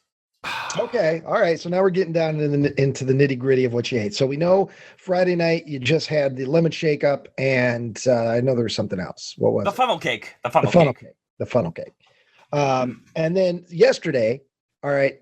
What time did you wake up on Saturday? I want to do a quick breakdown of your day for Saturday. What time did you wake up? Saturday was a late one. We woke up like at about noonish. Okay. Was there any food consumed after you woke up before you went reported to work? Yeah. We actually we went to Chick-fil-A, and I don't know what all the hype's about because there isn't one around here. The nearest one is like 40 minutes away, so I had never had it before. And I mean, it was just chicken. It was like any other. Yeah, I'm kind of there with you. There's one here as well, and I don't go to it too often because it's always super busy, and 2, I love chicken. I love chicken sandwiches, but again, I mean, I can go to Arby's, I can go to Popeyes, and get something that'll scratch the same. If I had to take a stab at it, I think part of the hype comes from consistency. So, like every Chick-fil-A I've ever been to, it's like the same meal, like which is decent. Like it's a decent meal. Yeah. But like if you go, like I've been to Popeyes, which are like awesome, and I've been to Popeyes where it's like wet trash. Yeah. And so I think that's part of it. But also, Joe, I'm never going to go to you and ask you about your palate at a certain restaurant as a recommendation. Like, no offense, but like I feel like I could take chicken that was prepared by a Michelin-starred chef, and I could grab a chicken, slam it on a table, and keep the feathers on it, deep fry it, and give it to you. You'd be like, oh my gosh, they're the same. They taste exactly the same. They're both delectable. I mean, yeah. Scrumptious. So you had the Chick-fil-A, and then you reported for work, and then at some point in the work night, you ate. What'd you say? 3 fried Oreos? Was that what you said? 3 deep fried pretzels. They're very good. Most pretzels aren't done like that. Deep fried pretzels. Okay. Yes. I've never had that before. These things are really, really good. Yeah, that's why I ate so many of them. And I don't know if it's like a special pretzel or if you take a normal pretzel and deep fry it. But yeah, they were good. Are we talking full size soft pretzels? You know, like yes, good. Yeah. Like you ate 3 of that? Oh yeah. Yep. That's a lot of bread. Well, you know, hey, I'm a hungry boy. My God. Joe, we've talked about this before, and I just want to warn you because it happened to me. Okay, I'm not the most unhealthy individual, but I'm definitely not healthy. Okay, I'm overweight, but I'm not obese. So when I was, I think when I was aiming around 30, all right, I was eating too many carbs, and I got hemorrhoids. And it was the fucking worst experience of my fucking life. If you just eat tons and tons of carbs, your colon, your sphincter, your intestines can't take it. Like, and they're going to give out. I'm worried about, like, everybody reaches a point, like, somewhere between their mid-20s to late 20s, maybe not until they're 30, where their metabolism tanks, their body starts to change. They're shifting gears into the, the third phase or the second phase of their life or something, okay? I'm worried about that drop off for you. I'm worried it's going to be like falling off like Niagara Falls. Yeah, you think I'm going to have a blowout, an anal blowout? I mean, Joe, I'll be honest. I am a tiny bit worried that something like that could happen to you. What we're going to do is we're going to, as the years go on, because we know you're a private person, we're going to keep making prolapse jokes. And one day you will not add to the joke or laugh. And that's when we'll know it happened. Because you'll get silent and I'll be like, Joe didn't laugh at the prolapse. He normally laughs when you add something awful to it, and he didn't say anything. He must be having some issues. That's how we'll know. That'll never happen. I have no shame. I'll talk about my all day, my drippy, whatever. I don't mind. 3 different ways to say the same thing. Yeah. We're talking about your butt. Well, that's all the same thing. Whatever. You got really irritated on that episode where Tyler could smell your diarrhea through the wall. You got real kind of worked up about. That's because that was an exaggeration. That was live. Joe, it was not over the radio. Okay, so Joe, I blew up my toilet today. Okay, upstairs. All right. Now the perimeter around that stink, it was maybe like 4 feet from the toilet. So if you walked right past the bathroom, you could smell it a little bit. All right. When you got in the bathroom, it was a disaster. That bathroom, I'm looking at it right now. That's at least 30 feet away or more, 30 to 40 feet between a wall and a door. All right, buddy. Listen. I am not denying that I made a stink, but I think what's happening is you got in your mind, oh, that's Joe Buckley poop. Ugh, and you're making it even worse in your mind. I think that's what's happening. Barometer now. Was it Joe Buckley bad? Yeah. If I had to eat Carmen Electra's shit stink or your shit stink, I'll take Carmen's. Mm-hmm. I'll take Carmen Sandiego's. I don't know where that bitch is. God. But, just like your toothpaste. Yeah, it's in the same. It was left at home. No, what I'm saying, Joe, is you'll talk about that sort of stuff all day long. But when it comes to bowel movements, you get a little shy. Is my opinion. You're a little more shy and a little about when we start talking about your hygiene or you making mud than that kind of stuff. So I don't think that you would just willfully go, hey, I got veins protruding out of my butt. I don't think you would absolutely, you hit us with that right away. Okay. Well, I'll tell you what. I'll save my poopy in a bag for you guys and see what you have to think. No, it's okay. Just maybe start taking monthly pictures of your rectum just to see the changes. Okay. I can probably do that then. Well, to kind of get back on the wagon, Joe had shared with me the pictures that he had taken of the rides and associated with the food talk. We have the Carnival food vendor wagons or whatever they are. I can't. I won't be able to see them through that app because I don't have that. I disabled that. Here, I think I should be able to copy and paste these to you. So if you have it, So yes, here we go. It's no big hurry. Here's the candy wagon. Mm. Okay, here we go. Yeah, and that was like funnel cakes, elephant ears, snow cones, and like lemon shake-ups. Now, like this has always kind of bothered me. I always, as a kid, was like, oh, I need to go to the corn dog wagon. I need to go to the pretzel wagon, the lemon shake-up wagon. Do they all have everything in each of them, Joe? They had a lot of the same kind of stuff in each one, yeah. Okay. I think that's more for convenience, so that way, because the lines can get long, so if you're at one, you grab all the food from pretty much one. Okay. What's a Pronto Pup? I see something advertising Pronto That's just their name for corn dogs. Okay. And I think they were doing, they did sausages in like one. I think they had like a stove in that, or a grill in that one. Oh, okay. And I actually have a question for you, Joe. So I see on the elephant ear wagon, you can dress up your elephant ear with some toppings. Did you get any toppings? no, I didn't. I actually didn't get an elephant ear. I got the funnel cake, and I just got powdered sugar on that one. Sorry, my bad. It's all the same stuff. I mean, it's dough and you fry it. Yeah, Yeah, it's just the elephant ear is that thinner and like they pound it down, whereas the funnel cake is sort of crisscross. Yeah, It's yes, all yeah, thicker. kind of. yes, But I it's think all the Ryan's same right. dough, yeah. Okay. I get it I mixed wasn't up. too concerned. Yeah, I really did like those pretzels, though. Those are very good pretzels. Yeah, but God, you ate a lot of pretzels. So is that all you ate then? Yeah, for the second day, all I ate was pretzels. So for the entire day, you ate 3 pretzels and that's it? Well, no, I mean at the carnival, all I ate was pretzels. I Okay. also just, What'd you eat that oh, day? well, we went in Cracker Barrel. I went with Cracker Barrel with my grandma and grandpa. They actually made the 4-hour-long drive to come down to the carnival. Why? Was on yesterday, so you went to Chick-fil-A, you ate, then you ate all the things at the carnival, and then you went to Cracker Barrel too? Yes. Wow. But why'd they that's a drive big down, eating Joe? day. I have no idea. I think they're bored. Oh my God, Well, Joe! they want to see their cousins hard at work. Yeah. Were they just were they surprised that you were working and they wanted to come see it? Yeah. No, they go camping a lot.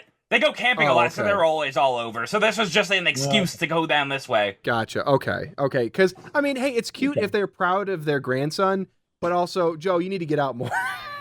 Yeah. Sure. No, yeah, they were thinking about coming down anyway just to see Kayla. So it was like, yeah, Okay. it makes sense. What'd you get at the and even though a lot of people make jokes about Cracker Barrel, I enjoy Cracker Barrel. There's one here, of course. There's one in Ottawa. I love the entire Cracker Barrel experience. I like the store with the old timey soda and candy. Yeah. And I enjoy the food. Actually, you get the fried apples and the okra and all that. So what'd you get at the old barrel? Well, let me tell you. I mean, this one was a little bit run down. I have never experienced a Cracker Barrel that smelled so strongly of urine in my life. Just whenever you're approaching the bathrooms. But other than that, food was decent. Hold on a second. I didn't make a bathroom stink through 30 yards or whatever, and then here you are. Oh, the piss stink. Well, that wasn't me. I didn't spray piss all over the walls. But you have an issue when you have to smell somebody else's piss, which was the point. Well, I'm just saying that the Joe poo-poo smell may have been an exaggeration. It was not. I don't think it is at all. Okay. Anybody can say anything. That's a good thing about a podcast. Yeah. Hey, I actually have a legal document that says that's not true. I don't know. I think you do. I ended up getting some chicken strips with maple syrup and a little bits of bacon on them. Oh, nice. Oh, wait, is this? I think I saw like the glazed chicken tenders. I saw them advertising this. Yeah, they're not bad. The sweet and smoky glazed chicken tenders are hand breaded and tossed with our maple bacon glaze. Yeah. I We also almost got myself. Huh? Oh, it's I all was good. You going can to go. say this past year at Thanksgiving, because I was here, because of COVID, so I didn't go home to see the family. We almost got like the Cracker Barrel Thanksgiving dinner, but then we were too late because you have to do it like in advance. But we were going to have them deliver the whole thing. Now I'm assuming I'm going to be editing most of this out. But yesterday, Joe was in a car. He called into a Zoom call between me and Ryan, and there was an obvious delay. So there was constant, like, we would set something up, and then we would wait to hear from Joe, and then we'd come back in, and Joe would blah and barge in. So I was just like, it's the delay. It is what it is. I'll fix it later. But today, Joe's home, and it's still happening. I'm also noticing some delay. Yeah, I don't know what that is. I don't think it's a delay, Joe. I think it's... There's a delay, but there is a delay because I'll go in to say something and Ryan will say something. And I think we're just like 2 seconds off. No, I think it's just because it's happening with me too. I think a part of the Joe Buckley brain is it just comes with it. It just comes with it. Yeah. Okay. We're learning. We're learning. It's been a year now, a little over a year we've been doing this, and we're happy learning anniversary, boys. as scientists. Yeah. Oh. 1 year. It almost all fell apart because of I'm going back to the non-actions of one person. I can't bring it up. June 13th was when we dumped the first 4 episodes.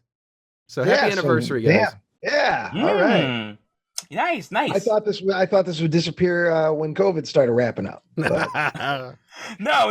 It's still good. It's still a good podcast. Fucking 7,076 podcast downloads. That is too many. No, Yeah, not enough. that's cool. Keep sharing it, people. Yeah.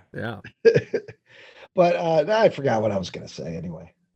I was just gonna add. I bought $2 worth of 25-cent stick candies and 4 bottles of soda from the old timey store. What soda?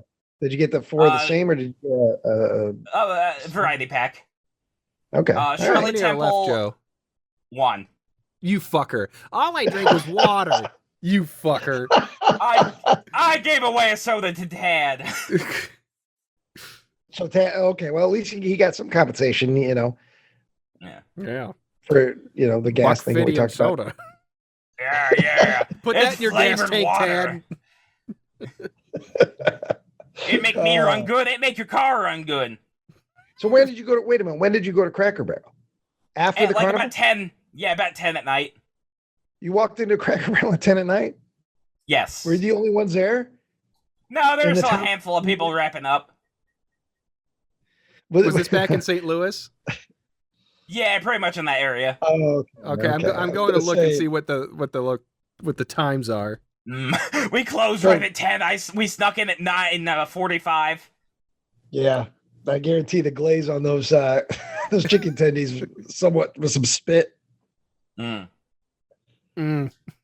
But isn't that you, Joe? You're the one who thinks that everybody spits on food. Yeah, I do. I think that people like spitting. You said it happens constantly, no matter what. I think that happens in pretty much every restaurant. Yeah. Okay. Joe, I don't think that that's possible. Because there was somebody that commented on that episode that works in food or something and said no, that most people that are working in the industry are not spitting on your stuff. Okay, I think they're all Sally Spitters. But that doesn't stop you. So, like, what do you want to spit, Joe? Is that what you're saying? No. It's just it's kind of like it's the risk you take eating. I mean, it's the same thing with driving. I'm sure somebody will crash into you one day, but you gotta go places. I can't just eat potatoes. Jesus. Anyways, all the Cracker Barrels around St. Louis close at 10 p.m. on Saturdays, so. Okay. So either Joe was completely wrong about the time. He doesn't understand the time. Yeah. Or you fuckers walked in 5 minutes before they closed and they're like, shit. Yeah, I'm not sure. I would have to look at the place. Yeah, maybe you As you actually ate did your get meal- spit that time, yeah. Yeah. As you ate your meal, were you guys the only ones there? You said there were No. people wrapping up. As you sat there and ordered and ate, did you look around and see that you were alone? There were still people. Yeah, People working or people eating? People eating their food. Were they employees having their free meal, or were they actual No, patrons? I did not see Cracker Barrel shirts on them at the very least. Okay.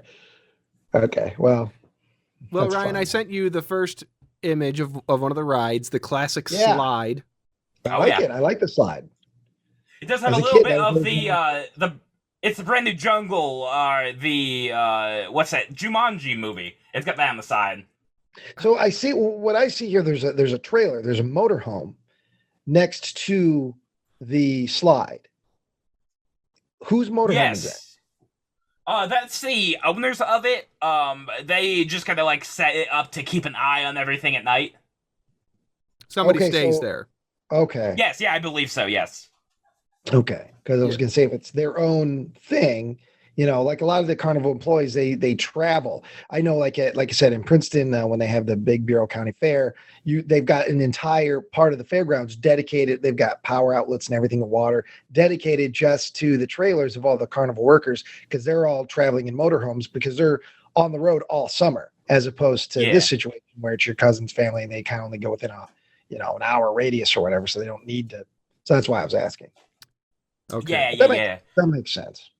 Here is the this is the like spinny swing ride.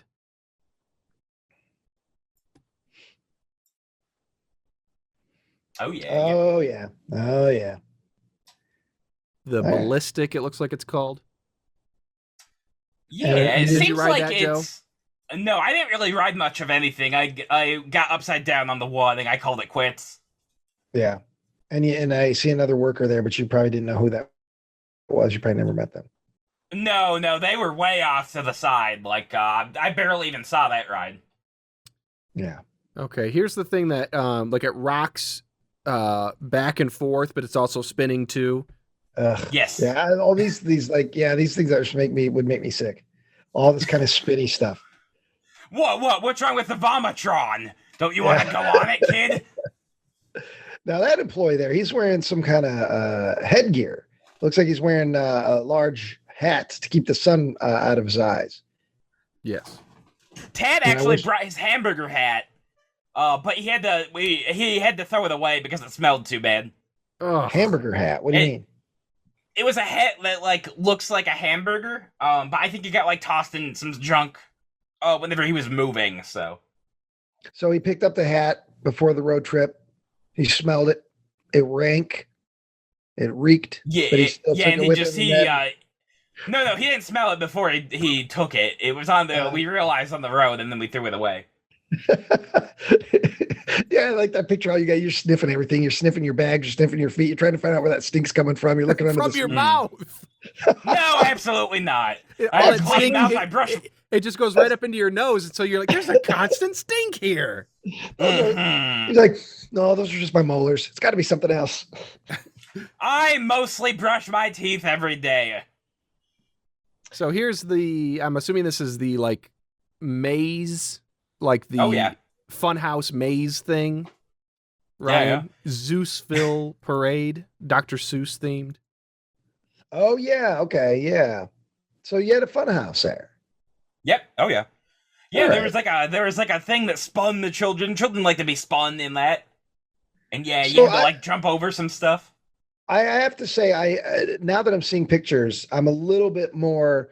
Impressed isn't the right word, but a little bit more like okay than I was Friday. Just hearing you say, "Oh, there's 3 rides and 2 vendors," and I mean, it sounded very sparse Friday night from what you were describing. But now that I'm seeing, as you know, the attractions. It looks like for the space, they filled it out better than it was described. Yeah. Not to say that, I mean it's still paltry. I mean, it looks like it is, like Joe was saying, mostly for little kids, although some of these rides would be for like teens and stuff, but. You gotta try to stop them from kicking down the fences. We had that problem. I don't. You mean what are you saying? Put around the rides, the parameter thing? Yeah. There were some teens trying to shake them loose. Yeah. Okay. And so what did you guys do? Carol was just like, she just yelled. She was like, "Hey, get the fuck away from there! Get away!" Like a bad dog. Yeah, just because it was like a safety thing, they can get like run over by the trains if like they accidentally tip over the fence. Sure, but like the way you describe stuff, Joe, it's like kids were like they're dressed, they have leather jackets with spikes on them, and they're up there like, yeah, trying to scare the families, the nice families of Marine, Illinois, all these big city St. Louis boys. And then she comes and she's like, pulls out a fucking Magnum, and she's like, hey, motherfuckers, you don't step up to me, you know. Yeah, but really, you what don't probably knock happened, over my fence. What I'm guessing is there was maybe a couple teens leaning on a fence, and it was like wobbling a little bit, and she's like, hey, hold up, guys, that's not safe. Could you please step away from the fences? No, they were shaking it. But you ignored the rest of it. No, she also yelled at them. I described it the way I did to describe it originally. Just like you described it yesterday. Yeah. God. How old? And again, I don't know if we covered this. How old is Kayla? I don't want to go just giving out a woman's age willy nilly, but I want to say like probably like early 30s. Okay, no, I don't know. I'm not asking for her actual birth date. I'm not sending her a bouquet of flowers. I want a ballpark figure just for reference sake. You know, is she your age? Is she, because she looks like she's managing the thing. So I was just curious, Yeah, I mean, I'd say like very early 30s if I had to guess. All right. Ryan, I sent you the Pirate's Revenge. Oh, yeah. Oh, yeah, that's a scary one. We almost had to get in that because it was going to flood. Who knows? What? So is it just run back and forth? Yeah. Yeah, it does. It's just a swinging ship. Wait a minute. Hold on. I need to zoom in. There's something I'm curious about. Okay, no, I thought there was like a cinder block holding a piece of it down, but that's actually the control panel when you zoom in on it. But I was like, wait a minute, why is there a cinder block? Yeah, that's good enough. That's good enough to hold her. I was like, it's just like that action park in New Jersey. They're just like, Yeah. Well, you can go down. Here's the gear jammer again. Yeah, Okay. that's the one that grinds whenever it gets wet. Okay, the gear jam. Well, that's a good name for it then. Oh, yeah. Here is the spinning pumpkin. Ooh, yeah. Oh, and some boys were vaping in that, too. Well, did you join in? I didn't get a hit. I was disgusted with them. I did not get a hit. I would love to have seen you jump the fence and get smacked by one of those pumpkins trying to get a hit of a vape. Hey, whatever. I like blowing clouds. Knocks his unbrushed teeth out.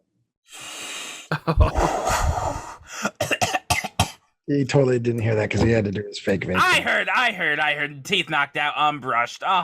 Unbrushed for 2 days. Sounds good to me. That's still gross, Joe. Well, I'm not denying it's gross. I just didn't want to pack my toothbrush. Okay, so we're down to the last 2 rides.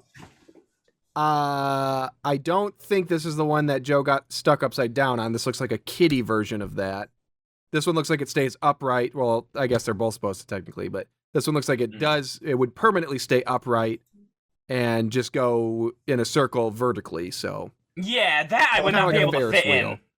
That's exactly as big as it looks. I didn't zoom out that. Yeah, that's. And then here's. Yeah, I would not be able to be in that. Here is the ride in question, the famous Joe Buckley upside down. This is a lot taller than I thought it would be. Oh yeah. I want to see the. I want to see the one that almost took Joe from us. Yeah, it almost took you. Wow. I wasn't gonna let no fairground ride take me. Oh wow, yeah, that is a pretty tall ride. Yeah. So when you got stuck, like the employee just sitting there not caring because if it gets stuck. Rock plane is what it's called. The ride. I think it's the Rocco plane. Oh, Rocco plane makes more sense. The Rocco plane. So when you got stuck upside down, where was it? Was it more toward the very top? Kind of. Yeah, complete top. You're right, totally on the top. Okay. The issue with it was basically my car wasn't spinning at all. So I would be exactly where, like you can see, like in the top left corner, like that seat is just completely upside down. That's probably the one I was in. Yeah. Because it doesn't spin at all. It just goes with the flow. So you're just upside down for half the ride. Did they just not put anybody in that compartment after you? No, I was in it. I was. I don't know. I'm You're not saying sure. you don't think it rocks at all. You think it doesn't move at all. So I mean, after it doesn't move at all. Okay, so my thing is, so why are they putting people in it? In that that I'm not sure about. That I'm not sure. Especially after you got stuck in it. So wait, hold on a second, Joe. You're saying that the well, I'm trying to think of the term here because it's like a Ferris wheel shape, but it's individual carts. So they didn't put you in the cart upside down. Like No, you start right side up. So it all looks good. So, but here's my question to you. What I'm guessing is that the entire system turns and the carts are just on like a little spindle. Yeah, but they're not also being spun.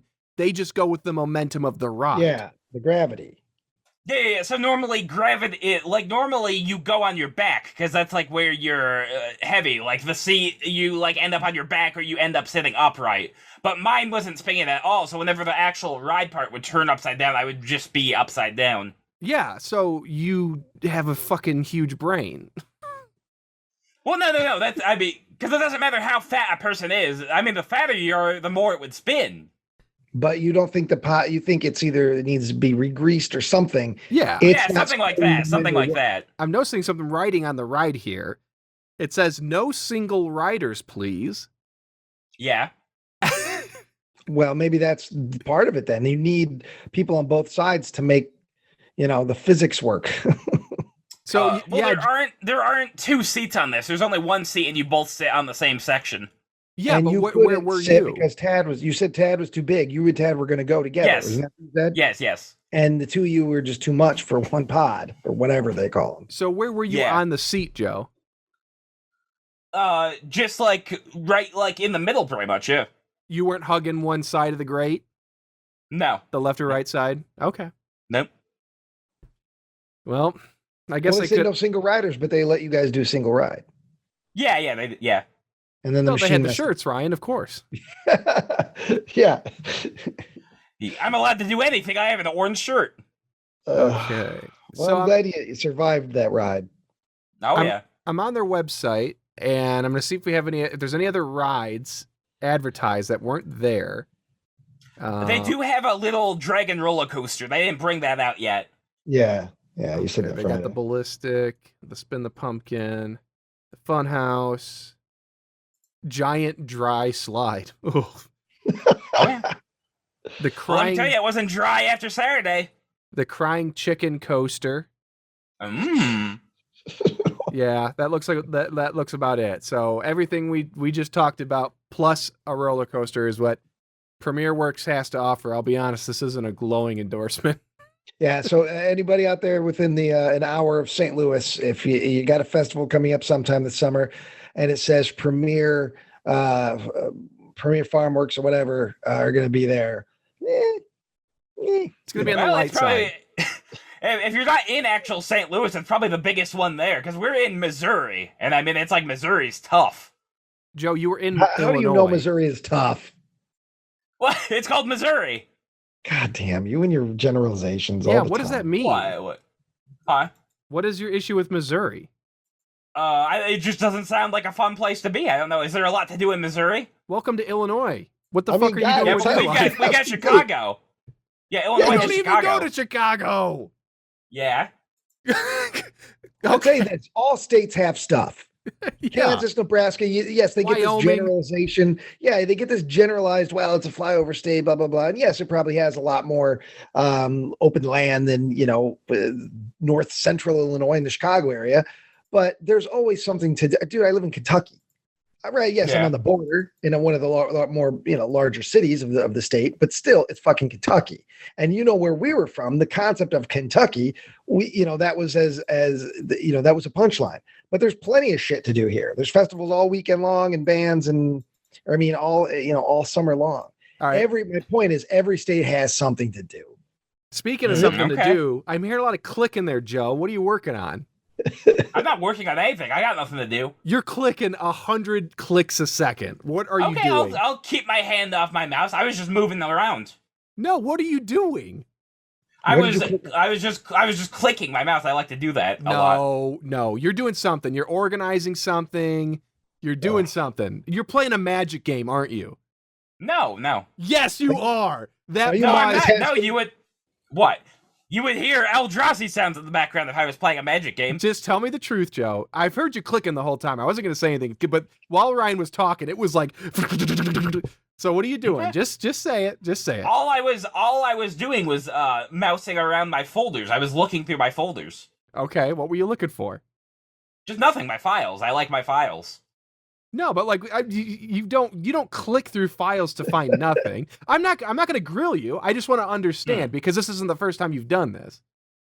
I got finished downloading the WKW box set from Criterion. So I was Okay. making sure all of those downloaded. So you were sorting your digital downloads. Yes. If you Okay. must know, yes. Well, yeah, What'd you Joe, because we're in the wondering? Mr. I'm here to entertain you, everybody, but here's half of my brain. Okay, I understand. I just like looking at things. I just like looking. But I'm just Well, saying, Joe- Joe, it's just give us your full attention. Yeah. Okay, Well, okay, that's I'm gonna fine. need your full attention, Joe, because I got a little, like I told you, I got a little kind of like a little quiz I have for you. Okay. I can do all that. right, we'll get through the pictures. That's the rides and everything. Oh, but there's more. here's Oh. just the pictures of Joe. Okay. Coming in hot. So you saw the picture of him with the not Cheeto dust, whatever it was. The I had a little bit of sugar on me. funnel cake, yeah, the powdered sugar. Oh, there he is. But there he here's is. Joe with his umbrella. Brought a St. Margaret's Hospital. Is that St. Margaret's Hospital umbrella? It's some kind Probably. of here. I'm Well, did you zooming bring in. that umbrella? Someone bring that? No, it's mine. Did somebody bring that? No, it's mine. Did you bring that? No, it's mine anyway. Your legs, Yeah, it's mine. man. It's mine. Get some What? sun. Get some I hate the sun. I despise the sun. No, but I thought you were wearing tights, and then I realized those are just your white legs. Now you thought I was wearing leggings. Now, Joe, Your shoes are darker than your legs. That's They're true. white shoes.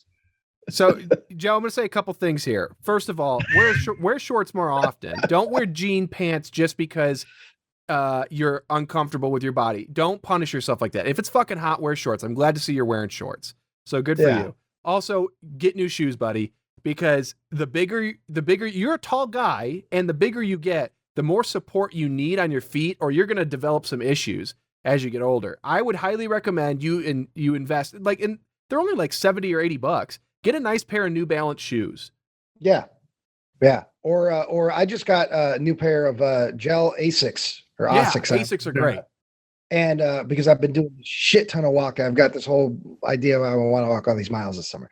So I've been doing like 14, 15 miles a day. And these shoes, I've already put like almost 100 miles on these shoes in like the last 2.5 weeks. And it's like they're still brand new. I feel like I'm walking on marshmallows. It's wonderful. And they were Those only Nikes.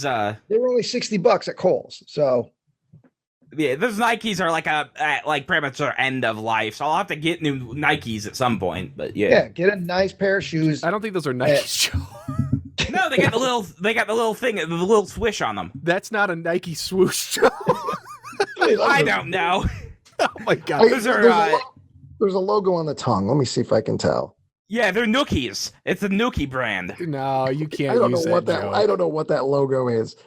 It screams. Well, Joe, you bought them at Walmart, right? I believe my mother got them for me as a Christmas present at Walmart. Yes. Yeah. So I'm guessing it's just one of their in-house brands. Yeah. But so like that's not going to be good in general. I'm just saying because you're a bigger, taller guy, you really do need to get some support, especially as you get older. Like So, Joe, a question, Joe. How often do you think people should buy new shoes? Every half year. Oh, yeah, actually, that's yeah. Depending on how often you walk, yes, about every 6 months. So if you do more, for people who are like avid walkers and runners, it's like you might have to buy them like every 3 months, depending on how many miles you put on them. Yeah, no, I don't care for that. I would be in a scooter if I could. No, you don't want to be in a scooter, Joe. Because I'm not going to make my house wheelchair accessible, so you're out. Well, I'll have to call the ADA. Okay, so here's another one of Wet Buckley. Kind of give you a scale of the whole carnival and everything. Okay, so all right, let me zoom in here. So you're standing there, Joe. It looks like there's a woman and then somebody else. You're standing. I don't know if you're waiting for that's like the employee wagon or what, but there's 3 employees. Who are these people? This is what I meant when you meet somebody. You're obviously in a position where you're standing a few feet away from 2 other employees. I have a hard time believing you didn't get to know any of them. Well, Kayla's in the truck, and that's a friend of hers who came by in like the last couple hours to help out. Okay, but that's what I mean. You didn't talk to her or say, hi, I'm Joe, or? I mean, we did talk, but I'm not good with names anyway. Yeah. But I mean, you were able to make small talk. Yeah, oh yeah. Well, Joe, I just don't remember names. Ryan, do you remember when Joe and I got stuck out in the snow out by Princeton? We told you about that, right? Yes. Oh, yeah. Yeah. I remember. Well, a guy came, in his giant truck. He had big old balls of steel. He was going to come help us, and then he got his big truck stuck. But he didn't want us to help him get his truck out. But Joe felt bad for him. Joe went over and made small talk with this guy for like 15 minutes.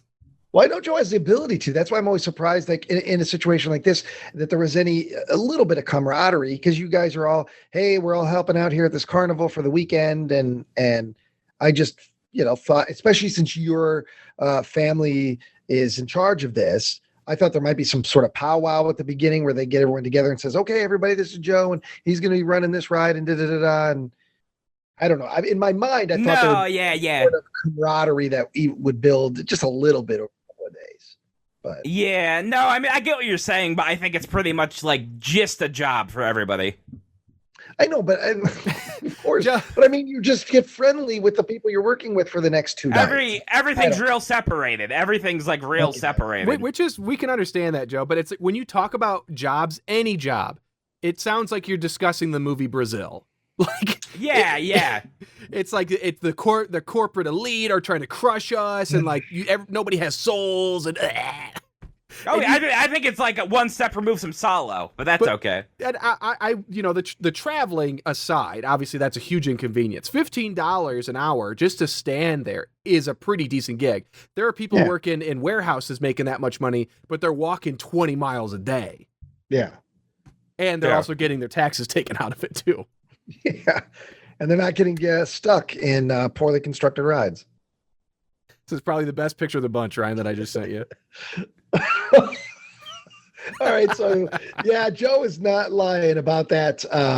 Hit the bell with the mallet to hit the top of the thing game, the strength game. It is, it's maybe 5 feet tall. And I'm 6 feet. I dwarfed it. Joe's wearing some looks like some newer jeans. They're not the standard acid washed. They're darker jeans, so they look all right. That's because I don't like black jeans. Those are from my Roxy employment. Well, I think they look for whatever it's worth. I think they look all right on you. Yeah. Okay. It goes good with the deep orange shirt. It does. It does. Makes me look like Halloween itself. Sure. He's posing. He's doing the standard Joe thing. Oh, I see the mallet. For some reason, I thought that the inflatable thing behind you was the mallet, and I was going to ask how the hell did they? But now I see the mallet. It was kind of blended in there. And Joe's doing his best pose. He looks like a big league baseball player. Now, Joe, I'm just like Thor. Yeah, I'm just like Thor. So you operated this, correct? Yeah, for about half a day. Is that your chair? Not necessarily yours, but is that the chair you sat in directly to the left of it? Yes. Jesus Christ! It's like there's just something humorous about the least amount of movement necessary to perform this job. The chair is literally like you could set the hammer next to the ding bell thing, and you could just reach over and grab it and hand it to somebody else. Yeah, that was my modus operandi for most of the day. Yeah, work hard. Work smarter. Work smart, not hard. Jesus, your mouth is like a broken Ferris wheel. Just all the words are falling out. It's just what a mess. They're all upside down, like the word's face and pressed up against the grate. Just vomiting out syllables. Mm-hmm. Oh God, Joe. Okay, and I'm just debating on whether or not even to share this picture to get into the topic, but here's the last picture. What is this? It's one of Joe's favorite topics. My kitties. Is that Tad's car? No, we just saw that driving, so we snapped a quick pic. Oh, okay. Yeah. It's a little bumper sticker that says "I heart my cat." There's a picture drawing. Well, it says "I heart cat," and then it says "my cat" specifically. So it's like this person probably forgot to put their cat's name in like maybe the custom made sticker. I don't know. I don't think it's a custom made sticker. I thought they probably just found it at the gas station. Could be. It could be. Or they just wanted to say, "I love cat, my cat." Yeah. And it's a picture of the cat as the first cat. It doesn't say the words, "I love cat, my cat." Yeah. I heart cat, my cat. Yeah. But you got the picture though, Joe. You saw it and you know that person who drives that vehicle is a cat aficionado. And that was the Yeah. Well, we had to snap a pic of them just for the pod. Well, that's the last of the pictures. Joe, do you have any tales to tell? I mean, the rain was bad. The rain was definitely bad. What? Ooh, give me time to think here.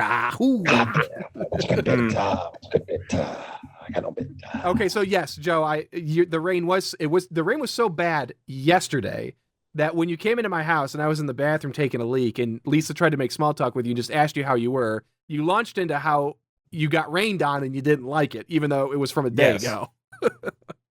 Well, I got very rained on was the issue. Okay. Well, I had my No, go ahead. I was just going to ask you what you have to say about it.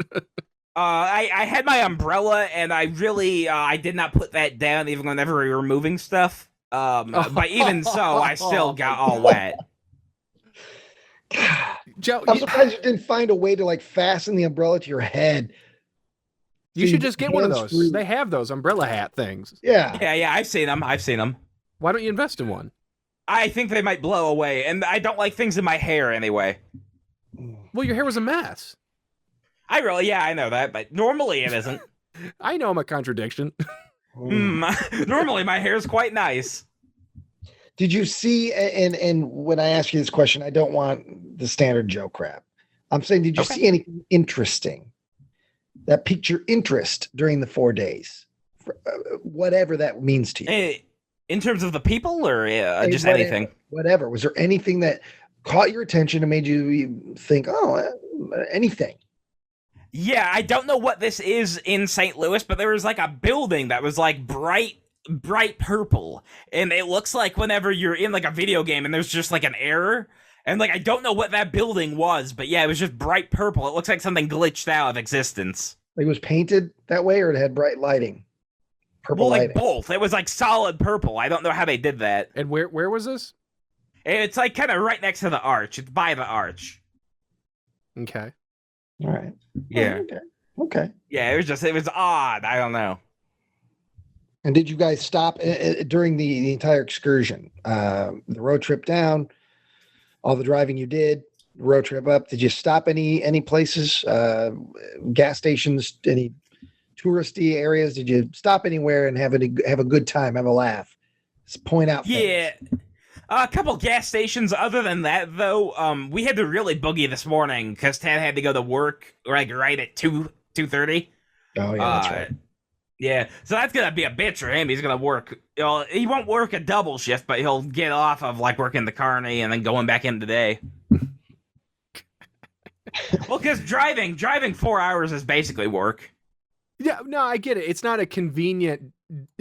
It's not a convenient thing, Joe. But like for people who do stuff like that more than once in their life, it's not that huge of a deal. Like this was obviously worth it for Tad to go down and make that money. For some reason or another, maybe he just thought, I'll get to hang out with Joe. We'll eat some food together and we'll work. So it had to have been worth it for him to do it.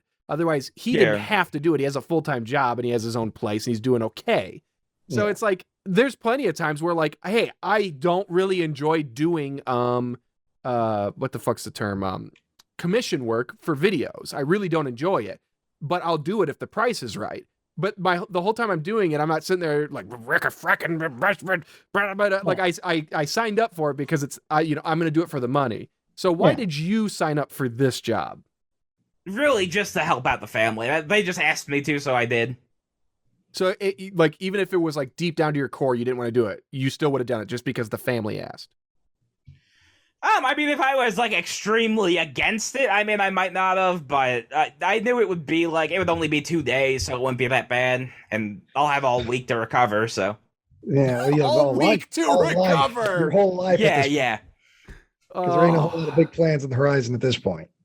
All week to Nothing recover. coming up. Well, there's nothing wrong with that. You mentioned that if it's something you really were against, what sort of job for the 2 days? And we'll say it's still for the 2 days. So let's say whoever came to you, family member comes to you and says, hey, Joe, would you mind helping out blank for 2 days? What would go in the blank? And I don't mean as a bit or a joke. What would go in the blank where you would be like, no, I can't help out the family in that case? Like what sort of job? I mean, yeah, I'm not like against moving. I'll help people move, but I'm not just gonna be like on an assembly line for 8-10 hours, like lifting 50 pounds or that kind of shit. That'd be too much. So if they said, okay, your sister or somebody or your cousin, somebody's got to move and they need some extra pair of hands and it's going to be tough. It's going to move it. They got heavy things, like remember that you were helping, remember Tyler or the story where you're moving the couch, remember so it would be like that. There might be some, and it's 2 days of it. You would maybe say no on that. Well, I mean, look, I'll help move. It's just if it's going to be like a, like everybody work every minute kind of thing, I'll be out. I'm not doing that. Yeah, I don't think that exists, Joe. I'm saying like if they wanted me to go work in a factory for 2 days for whatever reason, I would not do that. It's something that your family would impose upon you. Yeah. I don't know if I really need a factory worker for 2 days. I mean, that's the kind of shit I want to do. So that's a barrier then. Okay, let's say your cousin's family, the one who owns this carnival, they somehow come into possession of a cabinet making factory. Yes. And it's little parts. So you may just be operating a drill press or some small activity that you're going to do over and over and over and over and over again. It's not going to be too hard. It's not going to take you too long to learn. 5 minutes to show you what to do, and then you do it. And they're like, it's only going to be 2 days. We'll pay you $15 an hour. You would absolutely say fuck off. I could do boredom, especially if because I'll be on an assembly line. I should be able to listen to my podcast and shit. There should be no issue with that. So you would start negotiating at that point. You'd be like, well, here's the thing. Yes. Cut my podcast. Yes, I will be listening to Come Town if you want me for 2 days. But no, it's more of I don't like lifting shit all day. I won't do that. You have such a boiling hatred for this concept of manual labor where you assign it this image that it's all the same, but it really isn't, Joe. Like it really I'm just saying, I don't need to fuck up my spine for $15 an hour for Joe, a couple you're doing days. that with what you eat. I'm sorry to say it, buddy. And what you're sitting in. Those shoes. Yeah, the shoes, the lounger you sit in all day. Yeah, like, that's worse than anything. You're either prone or sitting. So none of that's healthy for you. So here's what you don't want to do. You just don't want to move boxes for 8 hours. Even if they're paying you $20, that's fine. Yes. There's not a problem with that. But don't assign that label to literally every job, because I think you're just trying to convince yourself that work isn't worth it. But it is. It just depends on what you want out of life. But here's what I'm going to posit, though, and I think this is something we should follow up on in maybe 6 months or so. I think that with Tad's move one town over, I think it might inspire you a little bit, Joe, because Tad has his own place now. And from my understanding, this is his first non-roommate setup. Oh, he's by himself completely? Yeah, he is. Oh, okay. I think you're going to get envious of it, Joe, because you're going to see the freedoms that he has. Yes, you have to pay your rent. You've got to follow through on your utilities. You might have a nosy neighbor or a loud neighbor, but at the end of the day, it's a lot more freedom than Tad's ever had. And so I think that you might get a little bit jealous of that and a little envious. And it might, hey, I hope it pushes you. Either you would want to move in with them maybe then. I mean, maybe, but with his apartment, it's pretty small if I were to move in, so I don't think so. Okay. Let's say hypothetically, again, I do think it's worth following up on just to see where you're at in 6 months. But if Tad did have a room, could you right now, this moment, think to yourself, it would be nice to live there with him? No, I mean, I kind of like where I am. I like my setup for the most part. Come on, Joe. Just open the man with no brain a little bit. Open that brain up. I think that you're not saying something that's slightly true here. I think you do want more freedom and privacy. Well, it's privacy. I want better internet. I have a shitload of privacy that I'm not concerned about. I want better internet. It's a matter of will I pay $900 a month for internet? Well, it's not $900. That's the issue at this point. No, for the apartment. For the apartment and the internet. You're not going to pay $900 for an apartment. I have no idea. I don't know. I know you don't know, Joe. But okay, have you since Tad told you he was moving, have you looked at anything? No. Yourself? No? Okay. No, I haven't. No. I'll take that at face value. Yeah. Okay. Yeah. Joe Buckley. Well, it's good to know where the line is drawn. If Joe Buckley is not anything else, he is a man who knows his boundaries. He knows what he will do, knows what he will not do. No matter what. Absolutely. If you want me to lift things above my head, I'm gonna need some entertainment. I'm gonna need some podcasts. Maybe I'll look through my Plex a little bit. You know what? I don't totally believe that. Yeah. Because I've seen you for years now do things that were selfless because people needed help and they asked you to. And you've been yep. And you might not have enjoyed it, but I still feel that it's, if certain people, maybe even on this podcast, came to you and said, hey, I'm in a bit of a bind, Joe. I need some help. And they're straight and say, there's going to be some fucking lifting. There's going to be some boxes and some furniture and it's, but I need help. I think you would help.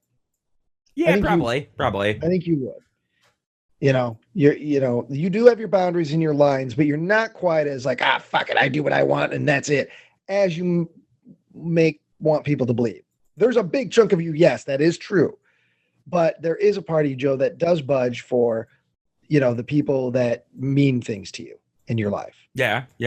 Well, let me tell you. I mean, if I'm helping you move, you're gonna have to see this cool video on my phone of like an obscure Korean movie about like maybe a monster that comes a bunch. So, Joe, you woke up this morning, hopefully well rested after a general I day's didn't get worth much of sleep. work. So, you had said something earlier about how you need a week to recoup from this. Between getting up and the drive home, did you actually have a cogent thought in your head about how long it would take you to feel like you're back to normal? I mean, I think I'll be good after the day. I'll go to bed in a couple hours, and then I'll wake up like around 2 or 3. That should be good. Well, I'm glad to know that it's more reasonable than a week. I'm still disappointed in the amount of sleep you think you need. Well, it's just a nice 16 hours. That's Nothing wrong with that. ridiculous. And then you'll be No, back on after your the regular carnival. schedule, Yeah. Joe, and even you'll be ready to look for work.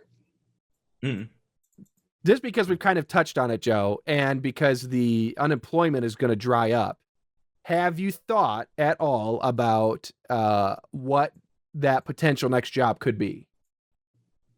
No, I haven't. Okay. Yeah. Is it I mean, possible? right now, Carnival. no, God, no, it's far too hot for that. I mean, because they gave you the option, didn't they? You say that a little bit earlier. We said if you guys want to do more work. Yeah, sure, but even I don't want to drive 4 hours, even if it was great, even if it was like They really have local cool. carnivals around our area, Joe. Yeah, I know. No, it's way too hot. No, I'm not doing that. Also, I don't like the rains, and it rains too much for my liking. Still If it clicking rains around. once a year. Joe's been clicking around this entire time, everybody. Okay, I'm sorry. Since you brought it up, yeah, that's all I hear now. Since you first brought it up, I've been actively paying attention. And like I don't want to come down on you since it's been so long since we've been back together, even if that's what the fans want. But Joe, come on, man. For months, all we've heard about is how you're the consummate professional comedian and all this nonsense. And here you are. It's the first real regular podcast. Well, it's the second episode. We couldn't hear it yesterday because you were in a car. But like you're just sitting there and you're just so consumed by this. No. I have noise canceling headphones, so I can't hear a single thing I'm doing. So I don't hear any clicking. But you're using your brain to move files around and to look through what you've been downloading. Because I'm sure you were super pumped about coming home. You probably set up all these downloads to go while you were gone, and you were hoping that they'll be ready when you get back. Because you just got home. When we started recording, you maybe got home 15 minutes before that, and you just can't help yourself. No, I mean, this time I was literally just highlighting like letters blue on Facebook because I like to move things. I like to move my hands around. I don't know if I believe that. I don't buy it. Yeah. Okay, that's fine. Well, but Joe, I mean, it's very you. It's very you to need to do 2 or 3 things at once. Well, yeah. I mean, lots of people do that. Yeah, lots of people like to keep their hands moving. Sure. I also don't walk around and say that I'm a professional podcaster. Yeah. What are you doing right now? Because your mouth is away from the microphone. Are you sipping something? I have the microphone in my hand. I've had the microphone in my hand for half the episode. I know you have because I could hear it clunking around the whole time. All I've been doing is sitting here and thinking about all. Closer. I thought this was going to be the easiest thing that I've edited in months, and nope, it's going to be me just fucking cut. Yep. God. Well, Joe, I'm still not sure how audio works. Put the mouse away right now because I'm going to ask you some questions. Okay, I can do that. Before I forget to do this. And then, okay. All right. So since you worked at this carnival, I'm going to assume that you picked up carnival lingo. And so sure. I'm going to test you. I have in my hand a list of real carnival phrases, slang that has been used for decades upon decades by people in the carnival industry amongst themselves. And I'm going to say one of these. And I want you to tell me what it is or what you think it is, and then I'll tell you what it really is. Okay? Okay, I can do that. What is a mark? And this is all within the carnival industry. What is a mark? It's a real, just sloppy, dumb person just walking down the midway. You're going to take them for everything they're worth. Yes, Joe. In your own words, that is correct. It says here a mark is a gullible local rube who's happy to hand over their hard-earned cash in exchange for some quality entertainment. Yeah. Okay, all right, you got that one correct. Good. What is a fin? I think that's whenever you get your dick trapped in the spot between like the pirate ship ride and where the seatbelt closes. I think that's the lingo for that. I'm not even gonna entertain it. No, Joe, a fin is a $5 bill. Oh, okay, that makes sense. So, they would say, hey, what's this game cost? It's just a fin. Or they say, I ripped this guy off for a couple of fins. That's a $5 bill. Oh, yeah. Here's a phrase, reading the midway. What does that mean? If you're a carnival worker and you reading the midway, what are you doing? You just gotta look on the floor to see if like anybody drops shit you can steal. Yeah, kind of. If a carnival worker is reading the midway, they're stalking the midway with their head down, looking for cash or valuables dropped by customers. Hell yeah! Stealing, but you're also not intending on giving it back if you know who dropped it. It sounds like Joe knows all the terms related to taking advantage of people. Yeah, sure. What about picture gallery? What's picture gallery mean in the world of carnivals? Oh, that's whenever you've got like a nice special spot in the trailer, all kinds of playboys lining the wall. You can just be off in there for up to 3 minutes in your break, and then you gotta skedaddle. Not at all. It's okay. A picture gallery is a person with a lot of tattoos. So if you and Tad were talking and you saw a guy with a bunch of tattoos, you would have referred to him as, did you see that picture gallery over there by the snow cone machine? Yeah. Look at that picture gallery heating up his meth. Okay, let's see here. Okay, hopefully this is something you didn't do. But what is Och? O-A-C-H. What does that mean? That is whenever you get your boxers caught in between your grundle and your taint, and you have to slip them out while you're working. I've been a bit of an Och, fellas. Just give me a second. As fun as that is to picture, Joe messing around with his grundle, it means if you're oching, you're skimming money from whatever game or concession you're working and not giving it to your boss. So, did you do that, Joe? Yeah. No, I did not steal money this weekend. Hold on a second, Joe. We've stopped recording, okay? Oh, okay. You said at one point or another these games were pulling in $400 or $500. You're telling me you didn't even take $1? No, I didn't. I don't think I believe you. No. If it was like Walmart or something and they just had open cash lying around, sure, take a couple 20s, whatever. But it's my family, so no. Okay. Now I believe you. That makes well, this is something that you do all the time without realizing it. Cutting up jackpots. In the world of carnivals, what does it mean if somebody is cutting up jackpots? Okay, I know this one. That's whenever you're all in, like, the prize booth, and somebody's just lighting up toots, just farting with no regard for the other carnies in the room, and you gotta tell them, like, hey, stop lighting up jackpots over there, or we can smell you. No. What it means is to tell tall tales. Oh. Talking shit. I would never. Larry, okay. If you are working the carnival, what's Larry mean? What's that slang mean? It's just some kind of dumb coworker that you can just slap in the back of the head and like spit in his eyes and stuff like that. No, it means when a game is broken, a ride is broken. If something's gone Larry, it means it's been broken. So for a while, the zipper went Larry, and you were stuck in it screaming, pooping your pants. I did not poop at all. No, and it was actually still going, but they just set me on about 10 to 15 spins. All right, and here's the last one.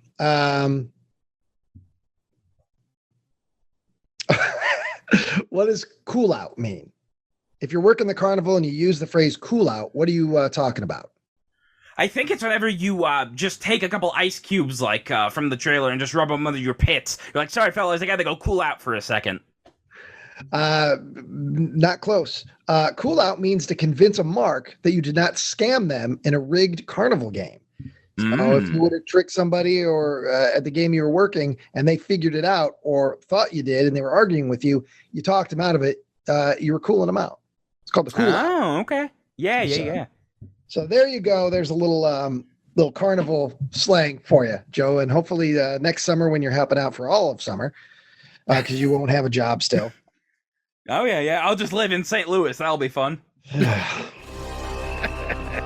Joe Buckley. Well, there you have it. The man with no brain, continuing to dig into that gelatinous lump that sits on top of his neck, and we're finding new things. We're finding new things. But Joe, like I said, one of the things that this phase 2 of Man with No Brain is going to entail to a certain extent is there's going to be more activity on your part. I want more experiences. I've enjoyed talking about this because it's something new.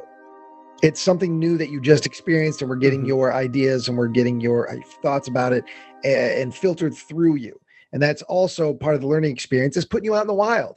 We've observed you in a laboratory and your behaviors for a year. Now it's time to go out into the wild a little bit. Now we're going to observe you out in new things. So expect that, okay? Oh, okay. Expect You're saying there might assignments. be okay. There might be a joking challenge later on this year. A what? Oh, that's whenever you stretch your penis out to try to make it longer. No. Okay.